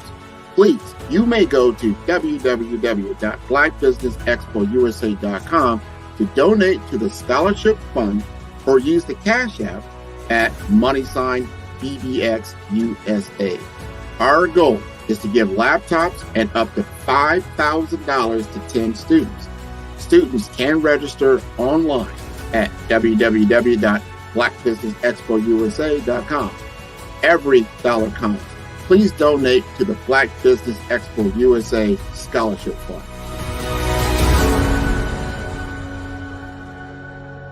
Sometimes you got to hear the news from the Black perspective, and more specifically, Black publishers. And that's exactly why you have to download the Hey Tie app, the largest mobile app delivering breaking news, videos, and podcasts from 200 of your favorite Black publishers. Yes, 200 Black publishers delivering news as it happens, literally all in one app. Go to HAYTI.com or download the app in the Google Play Store or Apple App Store. It's completely free, along with information that you can trust, so go check them out.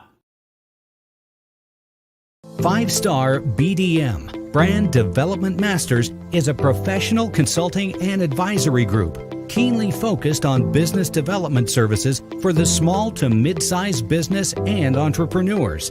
Although every business is unique, they often share business development challenges that can be addressed through smart branding. Services include process improvement and operations, digital strategy and transformation, business intelligence, digital marketing, and personal branding. Our business and personal branding company has helped a number of professionals and organizations to optimize and grow. This results in more business, more opportunities, better reach, positive outcomes. Visit www.5starbdm.com today to learn more.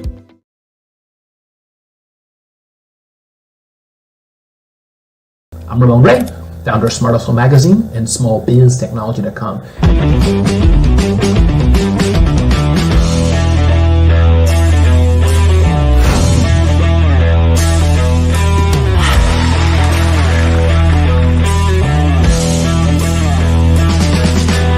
You're here today to celebrate small business success. Stand up on your feet. You rocked the house. It was amazing. Didn't we learn? For me, success comes from failure. One thing not to do is shake somebody's hand like this.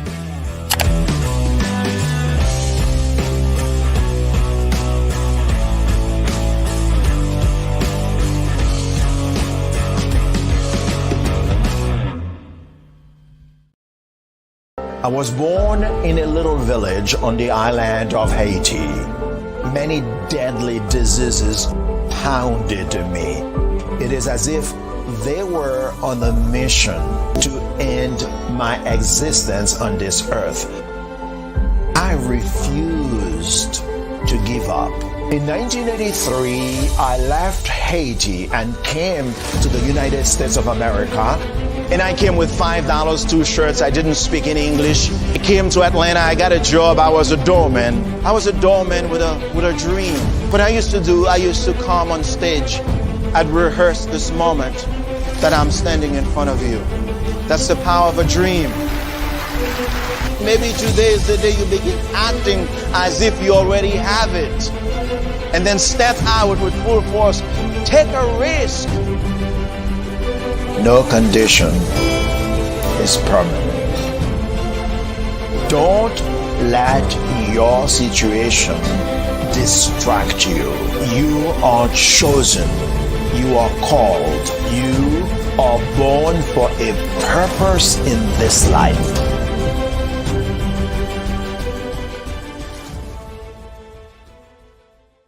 phenomenal Tanya T. Wise, who is here from the great state of Maryland. Tanya, welcome and thank you for being with us today. Can you indulge our audience a little bit and tell them just a little bit more about who you are and what it is that you do? Well, I love being able to talk to people and have a magnetic attitude, being able to just show them. So I always like to say, level up is Coach at Tanya T. Wise here. So can you tell our audience, just give them a teaser about what your presentation will be about? So my philosophy is that we should all be living our dream life. So tomorrow I'm going to talk about how you start living your dream life. What are some of the things that you thought about in your childhood that you just kind of let go and dormant? Wow. And I want to reignite that and just give you some pointers and some tips, some tools, some strategies to be able to start living your best life now. And guess what, Rhonda? And leave an inheritance for your legacy. Oh my goodness. Okay, I know that's resonating with a lot of people. I've heard that you have a dynamic coaching program. Can you tell us a little bit more about that? Absolutely. So our coaching program help people that have the lack of time, that lack strategies, and lack the confidence to go after their dream life. So we help them implement tools, we help them implement strategies, as well as give them resources so that they can live their best life now and leave that inheritance. Wow. Oh, I love that. I love the leave the inheritance part. Listen, you are dropping some major nuggets, and I know a lot of what you're saying is resonating with a lot of people, but I think we're all curious. How did you even make this transition into the speaking and coaching arena? What's the story behind this? So I started out in finance, and I realized that a lot of people don't necessarily go after their dream life because of the lack of finances or the education behind finances. But it wasn't until I lost my firstborn, my only son, that life changed for me. And where I was going after it all, living the corporate life, hit my 6-figure income and living in my dream house with my dream man, driving my dream car. I nearly lost it all when I lost my son. And so I realized it only takes one financial catastrophe that can change your entire life. That's what made me start All New Beginnings. Because no matter what's going on in life, there's a new beginning. And because of that, we develop a program called Wise Minded. My little slogan is, don't just dream it, let's live it. If they want to connect with you or work with you, what is the best ways for them to be able to do that? Well, for my social media guru, you can connect with me on every single social media platform as Tanya T. Wise. Did you know women represent just 3% of Fortune 500 CEOs and less than 15% of corporate executives at top companies worldwide? Have you wondered what the secrets are to getting into the top ranks, whether in the private or public sector? Do you want to figure out how to stop being held back in your career or passed over for promotion? Then you're in the right place. Hi, I'm Dr. Madeline Ann Lewis, President and CEO of the Executive Women's Success Institute. I have decades of experience in the military, the federal government, and corporate America. And my mission is to help women succeed and tap into their full potential. I want to reach 1 million+ women around the world to become the leaders they are meant to be. So if you want to move into a management or executive level position, or maybe you are a female veteran transitioning out of the military into business entrepreneurship, then reach out to the Executive Women's Success Institute at 301-693-3284. Let us get you on the fast track to success.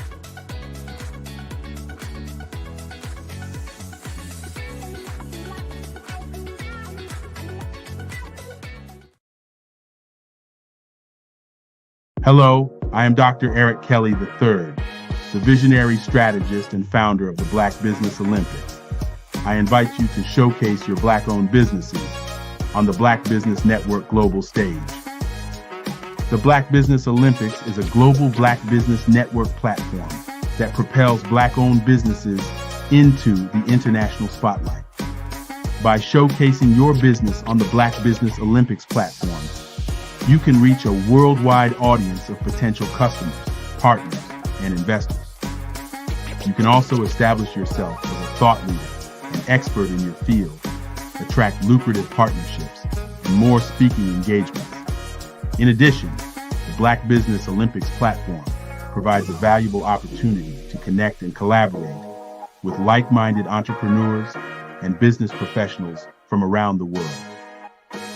This can lead to new business opportunities, ideas, and relationships. Finally, by sharing your story and expertise on the Black Business Olympics platform, you can inspire and empower others. This is a powerful way to make a positive impact on the world and leave a lasting legacy. If you are a Black-owned business owner, I encourage you to seize the opportunity to showcase your business on the Black Business Olympics platform. It is a once-in-a-lifetime opportunity to make an indelible mark on the world. Be one of the 1,000 visionary entrepreneurs who are changing students' lives, shaping industries, and leaving an unforgettable legacy for their families. Unleash your voice on our global stage and watch your business thrive. Black Business Olympics is one of the largest Black business showcases in the history of Black business in the world. Yes, the entire world. Just give me a call today at 919-308-9090.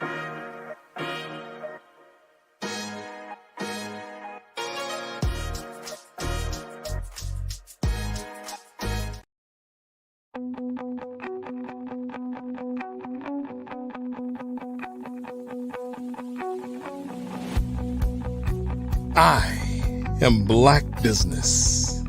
From the moment I wake until the time I sleep. Yes, I am Black Business. I am Black Business. Tell me, are you Black Business? I am Black Business. Do you support Black businesses? Listen, I support Black business because I am Black Business. Black Business Expo, one of the largest business showcases in the history of Black business in the world. The world! Sign up today at www.blackbusinessexpousa.com or call 919-308-9090. I am Black Business.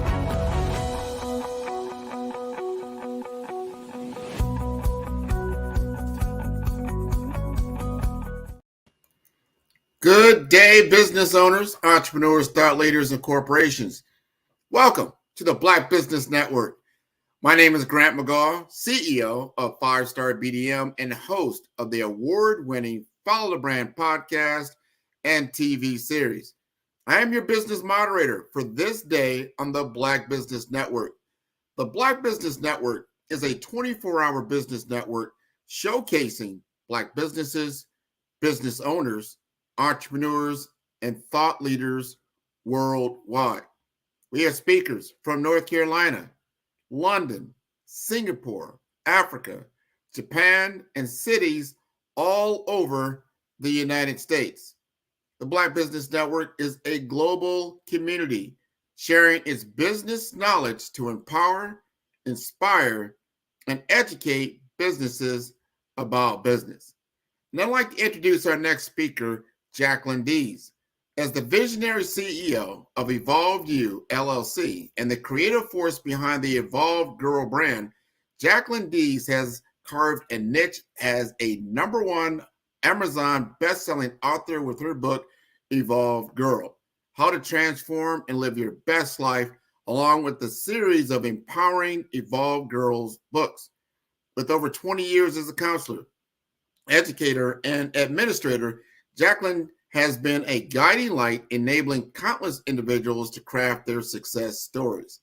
Her diverse experience spans across STEM, special education, and university settings, showcasing her holistic approach to empowerment.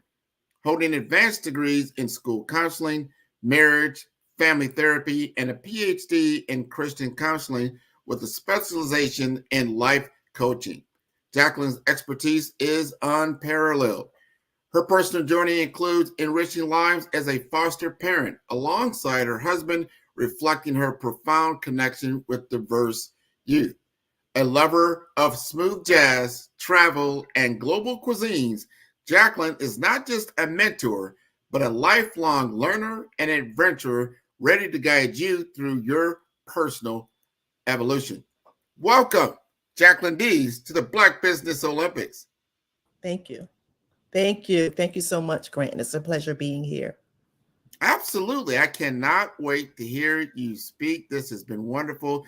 Genius is common, and I'll see you on the other side. Alrighty. Thank you. Well, hello. Thank you so much for being here. Thank you, Dr. Kelly. Thank you, Mr. McGuff. I am excited about this next 40 minutes and going on this journey with you. I'll be speaking to entrepreneurs, to parents, to church pastors, to owners of businesses. So within this next 40 minutes, I promise you that you're going to have something that you can take away with you. So you might be asking what Evolved Girl really is.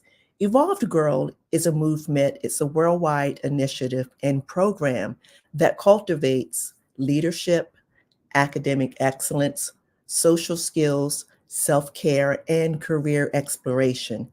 And it started back in 2016. I'll give you a story and tell you how it started. I was a school counselor at a school in South Carolina, and I was going into the classrooms on a regular basis. So a fifth grade girl said to me, Mrs. Dees, I have a problem. And I didn't know what that problem was. I said, what is it? She said, why is it that we don't have groups for girls here? She said, I noticed that all the kids who do what they are not supposed to do get special attention. They get rewards at the end of the week for doing what we already do. What about us? And when she said that, something resonated and leaped on the inside of me, that what about us? And then another student chimed in and basically gave her spill. And she said, nobody knows our names. No one knows our first name and our last names because administrators, counselors, and teachers spend all of their time working with students who make bad choices. That was their feeling. So when I thought about that, I went home, I tossed and turned at night, and those words, what about us, continued to stay with me. So I'll fast forward. I started a girls group. It was an 8-week group. We did our coffee, hot chocolate. And at the end of those 8 weeks, I noticed that these girls had literally transformed before their eyes, in my eyes. And these girls, some of the girls made honor roll for the first time. They had less conflict at home. Some of the students who would not talk in class began talking in class.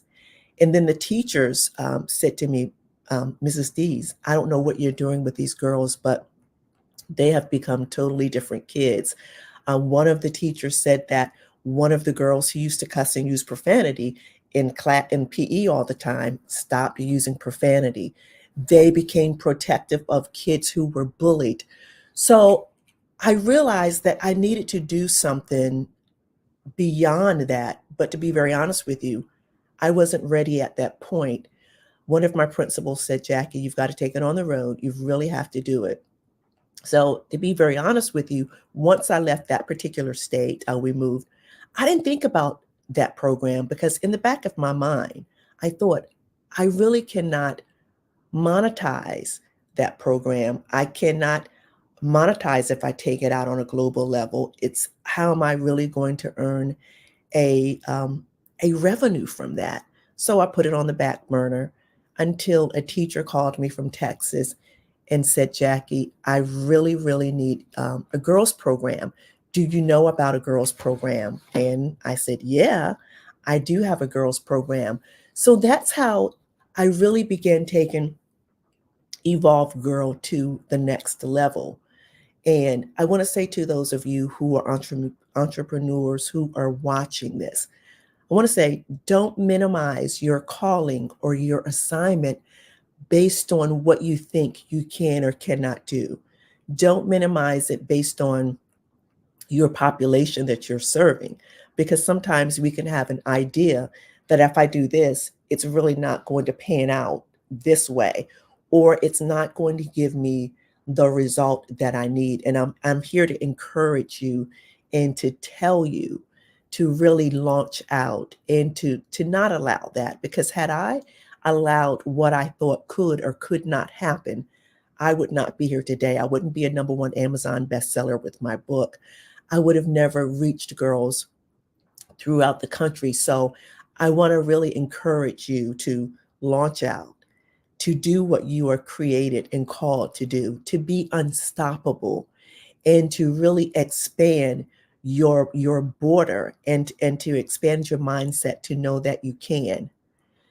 Now, when we think about girls, or even when you think about the population that you were called to, there's always something that they need. There's a pain point that they have. There's a problem that they are trying to solve, that you are created to solve. When we think about girls, when I think about girls, school-age girls particularly, they have a few strikes against them, unfortunately, that they deal with on a day-to-day basis. One is the gender bias. A lot of times girls are discriminated against because of gender, or sometimes the expectations are different. Poverty is another problem that affects school-age girls, especially not just here, but in other countries. And sometimes they don't have as much access. And in some countries, some girls are not even allowed to go to school. They have to stay at home and help. We know that girls are often, unfortunately, impacted by violence and abuse. 1 in every 4 girls, the statistic says, has been or will be sexually abused. And then anxiety and depression. Girls are more likely than boys to be depressed. And according to the CDC, the Mayo Clinic, women are twice as likely to experience depression and anxiety than men will. And the NIH confirms that women have higher rates of depression. So what does this say about girls? What this tells us is that if we can reach girls now, if we can empower them and teach them social skills, teach them how to manage anxiety and depression, if we can help them understand how to value themselves and to understand their own self-worth, then when these girls become teens, young adults, and women, they would have already worked through some of the crises and the trauma and the issues. And they would have had the social skills. Because here's the reality. As women, and some of you women who are watching this will probably say an amen to this. As women, sometimes we spend years trying to heal from trauma or isms or things that happened when we were girls. So this Evolved Girl program is really designed to tap into the woman inside of every girl. And those of you who are educators, if you're parents, if you are entrepreneurs and you work with organizations that serve girls, there's a woman inside of every girl. And if you can speak to that woman, if you can empower the woman inside of that girl now, I promise you that when they become adults, then they're going to be positioned emotionally, spiritually, mentally, and economically to live their best lives. And that is what Evolved Girl is really positioned to do. It teaches girls how to live their best lives.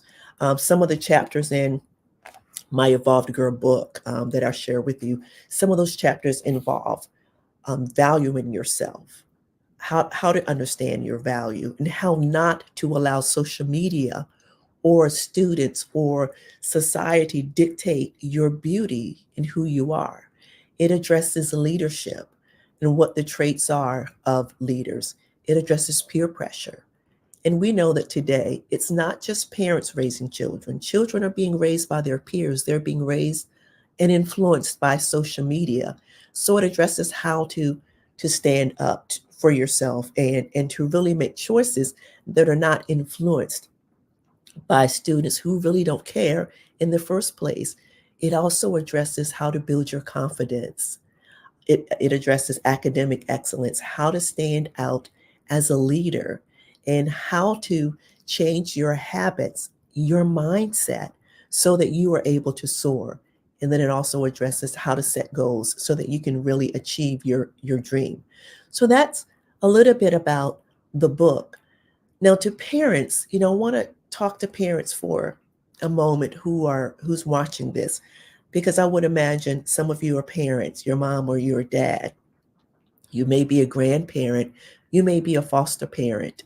I want to talk to you about some strategies on how to help the girl in your life to become more evolved academically, mentally, emotionally, and socially. So I want to spend these next few minutes doing that. The first thing that I noticed as a school counselor is that students, and especially girls, were not really soaring to the best of their ability academically because they were coming to school tired. And the reason they were coming to school tired was because they were staying up all night on group chat, on social media, and parents thought they were asleep. I even remember a kindergartner saying to me, "Mrs. Dees, guess what? I have 11 followers on TikTok." I said, "Really?" She said, "Yes, 11. And I asked her, I said, "Well, when are you on TikTok?" She said, "Well, at night." So I asked my next question. I said, "Well, while you were on TikTok, um, is your are your parents awake or are they asleep?" She said, "Well, they are asleep." I said, "Oh, well, are they asleep or for a long time when you're on TikTok?" She says, "Yeah." So I gathered that information to try to get an idea of how long she was staying up. Long story short, she was staying up until the wee hours of the night. So she was coming to school exhausted. And what I want to say, mom or dad, is that when students are sleep deprived, it affects their mental health, their cognitive health. And sometimes what looks like mental health issues is really a result of sleep deprivation. Sleep deprivation can also create issues that look like schizophrenia. It can create hallucinations. It can cause a person to see and hear things that are not there. So I am saying that to you as a parent, because if you are thinking that sometimes it may be traced in, oh, my kid's got some serious mental health issues, it could be because your child is just simply not getting enough sleep. So one of the ways you can help your girl evolve or your child evolve is to take that phone at night, is to, when it's time for them to go to bed, have them deposit that phone to you so that they are able to go to sleep and not self-destruct and get in their own way. Because a lot of times kids are not programmed to end the fun. They want to have fun for as long as they can. So that is one of the ways that you can help your daughter, your girl evolve, is to really monitor this the cell phone, and to really set your environment and the structure up so that they can get sleep. The other thing that students have said to me that they wish that they could do with their parents is really, really connect.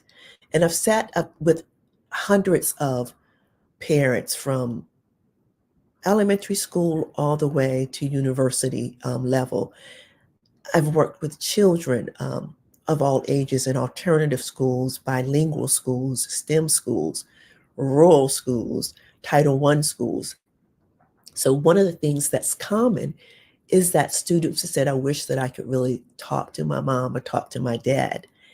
And one of the things that would be helpful, if you are not already doing this, if you are great, awesome, is connecting with your child, which means having a time when they're not on social media or playing with the phone, or the time when you're not on social media on the phone.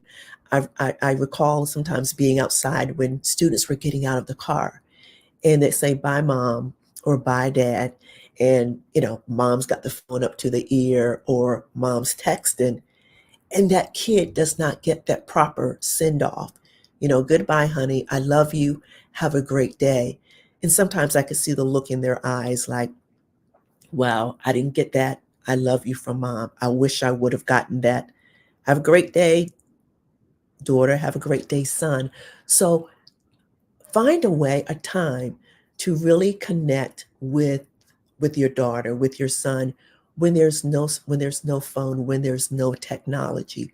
Because a lot of times that's where you're going to find out what's going on with them, what's going on with their friends, what's going on with their teachers, what's just going on, period.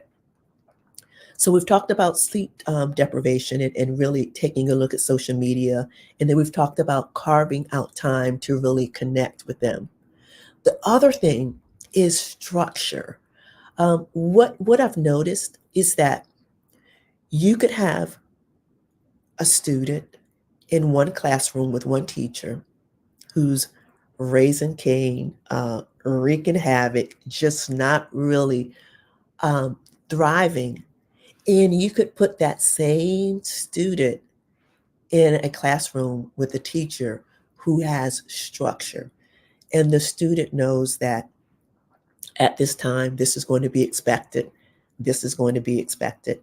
And then what happens is we've noticed that that particular student performs better, feels safer. The student knows what's expected.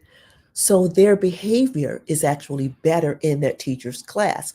So another way to help your daughter evolve is to really is to look at the structure that you have at home. Are there routines?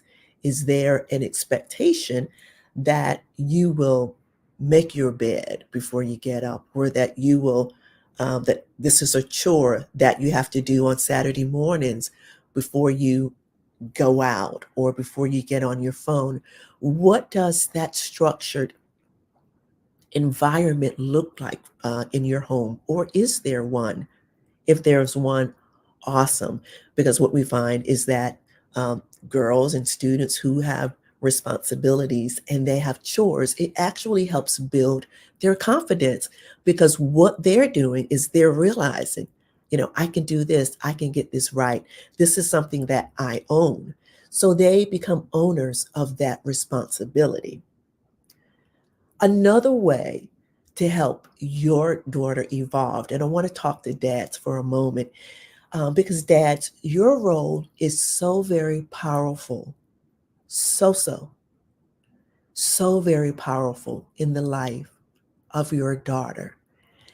And I wish there was a way that I could express just how powerful your role is in a daughter's world, in a daughter's life, in a daughter's life. Your role is powerful, and some dads don't even know just how powerful the cards are. So what am I saying, dads? What I am saying is that if you have a daughter and you notice how the daughters tend to light up with dads when dads are coming to the school, or when dads are taking them out, father-daughter date, I could see their excitement to know that, dad and I going out, dad and I did X, Y, Z. But on the flip side, I see the struggle, the crises, the sadness, the trauma that daughters have when they do not have the connection with their dads. Because dads, it is you who really helps these girls validate themselves and their worth.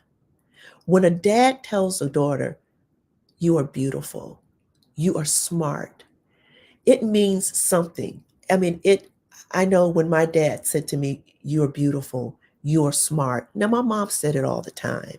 And my mom, if I didn't know any better, my mom would have me believing that I could fly. She was just that inspirational. But when my dad gave me a compliment and he was sincere and he meant that compliment, that helped me evolve to a level that I would have never imagined. So dads, continue affirming your daughters, because if they don't have the affirmation from their dads, what typically happens is the first boy that comes along and says, "Oh, you're pretty. Oh, you're cute. Oh, you've got it going on. Oh, I like you." If they have not heard that from dad first, guess what? They are going to become easy prey to someone. Chances are that you may not want them to be involved with. They are going to believe the first guy. But if dad tells them first, "You know what, baby girl, you're beautiful," then that's going to really impact their confidence in their worth. So I want to talk to you now about that confidence. How do you help your daughter evolve and build confidence? Well, there are several ways that you can help your daughter evolve and build confidence. We've talked about a couple of things, creating the structure, also giving them the responsibilities and the chores that they can own.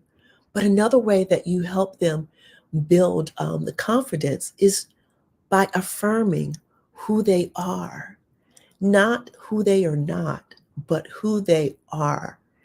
Um, and moms and dads, sometimes moms may be frustrated with dads and they're tell a kid or tell a boy, tell a girl, "You're going to be just like your mama when you grow up. You're going to be just like your daddy when you grow up." And sometimes that's not said in a very positive light. It's meant to be a put down. So instead of speaking to what they're going to be like out of anger and frustration, affirm that kid. When you catch them doing something well, something good, I love the way you did this today. I love the way that you came home and you got straight on your homework. You were really responsible. I love the way that you are so polite to your grandparents. I'm really thankful that you went over to grandmom's today and helped her take the garbage or whatever she had to do. Find a way to celebrate your child. I used to call it catch them doing something good and really make a big deal out of it. Another way that you build confidence is helping them tap into their own personal power. Every single person here on this earth, as we already know, is created to be successful. They are created to do something. We have talents, we have strengths, we have skills that are innate, that have been put in us so that we can fulfill our purpose and our mission. And girls and boys, they are no different. So when you see what that talent is, perhaps find a way to connect your daughter with that talent. If she's musically inclined, perhaps taking her to a concert or finding a way to help her tap into that musical interest that she has.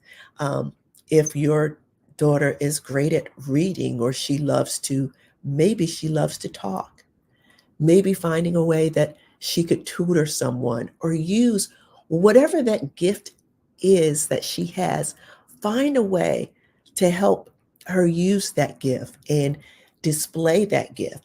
Because if we tap into their superpower, by the time they become middle school kids, high school kids, they already have an understanding of what they are created and called to do. So that's another way that you can help them build their confidence. Also reminding them of not just their outward beauty, but their inner beauty, the way they think. Because here's the problem. Today, social media, there's so many kids who are comparing themselves or valuing themselves based on what other people are telling them. Social media, the girls in social media, they're comparing themselves, with with their clothing, their shoes, their makeup, the hair. So girls really are competing in so many ways. They're competing to see who's got the best hairdo, the best shoes, the best nail job, the best all of those. But I've never seen them competing to see who has the best grade, who's going to do best on their standardized tests, because these values have really gotten so convoluted, if you will, and diluted. So really helping them understand and tap into their value is really, really important. And I want to move just a little bit to telling you a little bit more about the Evolved Girl Empowerment Program. And for those of you who are saying, okay, that's great, what do I need to do to get my girl in this program? My website is evolvedu.net. That's EVOLVED evolvedu.net. And if you go to that website, you're going to see there are 3 different programs. There's the Evolved You Empowerment Program for individuals. That means that it's designed so that your daughter can take that program at home. It's a 12-week program. Part of that program includes the Evolved Girl Collection. And I want to show you this so that you can see exactly what I'm talking about. It includes the Evolved Girl book. It includes the Evolved Girl journal. And this journal is designed to help girls track their feelings, to really express their emotions. There is a section on here that talks about the academic benefits of journaling, the emotional benefits of journaling. And each day in this journal, I don't know if you can see it, but there's something that's motivating and positive that really inspires girls to be their best, to do their best. It talks about things like gratitude, understanding their value. There's also the Evolved Girl Planner. And this is going to help girls plan their day so that they are not missing assignments. Because how many times does your daughter miss an assignment or a homework, or she just doesn't know that, or she forgets about it? So that's designed so that she could learn, after she learns how to set goals, how to plan properly. This is a companion to the Evolved Girl book. And then there is the self-care coloring book. So this is all included in their Evolved Girl kit. So I invite you to go on there to check out that Evolved Girl Empowerment Program. There's also a package for nonprofit organizations like Girl Scouts, YWCA. If you want to get paid to empower girls, there's a way that you can receive a donation for every single girl that signs up using your organization code. So if you have the purpose of wanting to build an office, or you have a building fund, or you have a program that you want to reinvest in your girls, that's designed so that you are able to help finance that project and that program. And then we also have the program that's designed for schools. If you are a school and you want to facilitate that program, that's available as well. But the best thing is that this program includes the virtual program, 12 weeks of coaching. And that is live coaching with me. So each week, the girls will come on for 12 weeks. This is where they have an opportunity to share their accomplishments, their challenges, and they're also connecting with other girls who are just like them, who may be struggling, or who may, they're going to get inspired to do their best in school. They're going to get tips and strategies. So the value for this, I mean, is well, Jacqueline, this has been wonderful. I hate to cut you Oh, off, yes. but we're running out of time. But this Yes. is wonderful. Thank you for a great kickoff, especially for Women's Month. This is so great, especially Thank for you. our children to get there. Just one more time, give us your website and then make sure they can get in contact with you with all your different programs. Sure. My website is evolvedyou, evolvedyu.net, and they could go on there, and also you could send me an email at jds@evolvedyou.net if you'd like to speak further or if you have questions. Thank you so much for being on the Black Business Network. Genius is coming, and I'll see you on the other side. Thank you. You're welcome. The Black Business Expo's mission is to raise funds for high school seniors going to college or K through 12 entrepreneurs. This expo is a fundraiser for students. You may go to www.blackbusinessexpousa.com to donate to the scholarship fund or use the Cash App that's on the screen below. That's $BBXUSA. Our goal is to give laptops and up to $5,000 to 10 students. Students, you can register online at www.blackbusinessexpousa.com. Every dollar counts, so we want to remind you to donate to the scholarship fund. We would like to thank our Black Business Expo USA sponsors for February 2024, NC100, Moody Capital Partners, Suede Soul, 5-Star BDM Media, Lotus Rocher Coaching and Training, Carolina, Virginia Minority Supplier Development Council, Step Management, Hello LLC, BHS and Associates, Margie McLean Foundation Incorporated, Genius is Common, Earth Essentials, Milani Shani Global, Executive Women's Success Institute, The Quality Coaching Company, Superwoman Business Services, Creative Force Studios, Lee Entertainment, Artistic App Design, Black Business Expo USA. Genius is Common, and I'll see you on the other side.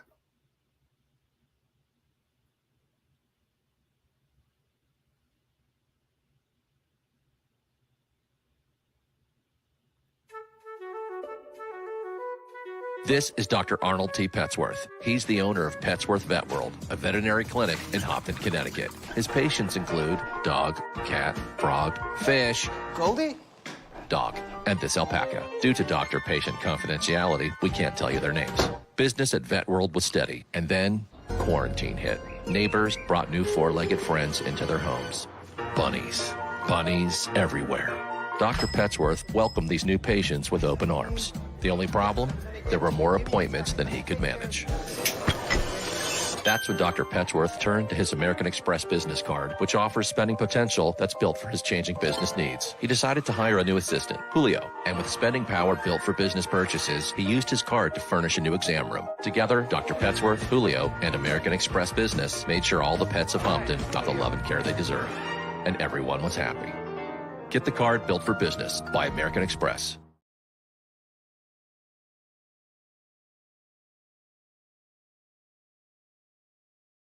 Over the past few years, we've seen the growth of existing and new initiatives focused on financial inclusion, building global networks, and reducing the wealth gap in response to the idea there's not enough seats at the table. Whether their outcomes are to increase the representation of Black executives on corporate boards, ensure an inclusive global economy, or to create new U.S. African commercial pathways, the strategies are often carried out by separate programs. The question is, should they be? With the continent of Africa being home to more than half of the world's fastest growing economies, the youngest workforce, over 400 companies generating more than $1 billion annually, 700 generating more than $500 million annually that are poised for growth, and being the destination of nearly $5 billion in venture capital in 2021. Diversifying U.S. and Africa commercial engagement by building bridges between African businesses and their U.S. diaspora should begin being seen as mutually beneficial. From helping to reduce Africa's enormous capital gap to catalyzing two-way trade opportunities, the COVID-19 global pandemic hopefully has taught us that global challenges and opportunities are more interconnected than we thought. During the pandemic, African companies like Unicorn Flutterwave, insurance provider Reliance Health, ride-hailing app Yasir, and 54Gene, the continent's first bank of DNA on people of African descent, proved that when African companies have access to networks, capital, and information, they grow big, grow fast, and create solutions that are valuable to the world. This is why Be Direct was created. We are the first U.S.-based but African-centric board preparedness and board search company designed to connect U.S. Black talent and corporations to African businesses. Unique and fundamental to Be Direct's success is our process of helping board candidates adapt their experience and networks to an African context before they're connected to high-growth companies that are looking to locally and globally scale. From our focus groups with African business execs and government leaders, we don't ignore the sentiment that business is easy, but people are hard. Having a pool of board candidates with hard-to-access networks and extensive experience across the business life cycle, including successfully raising capital, is table stakes for an initiative like this. So yes, we have that. But corporate or entrepreneurial success in the U.S. does not guarantee success in Africa. Developed alongside industry partners on the continent, our training program, Be Direct Prep, is designed to transpose their experience to create cultural comfort, understanding, and a commitment to helping businesses in Africa scale. Our board governance sessions are African, continental, and country-specific, integrated with cultural awareness and dexterity training, masterclasses led by African industry execs, and mentoring and coaching from African continental-based facilitators. But even more unique to Be Direct Prep, we cap off our training program with an immersion trip to help candidates that have not been to Africa before see and feel Africa's complexity and opportunity from African soil. We all know traditional network-based board placement has historically left a lot of us out of ever really being in the paid board pipeline. Our strategy supports the work of many great organizations that are successfully filling seats at U.S. board tables by creating more tables for those that are still left on the sideline. It's time to start seeing the role and value of U.S. Black talent and businesses on the continent of Africa differently. Old perceptions and habits limit economic inclusion. Let's transition Black talent and the African businesses they will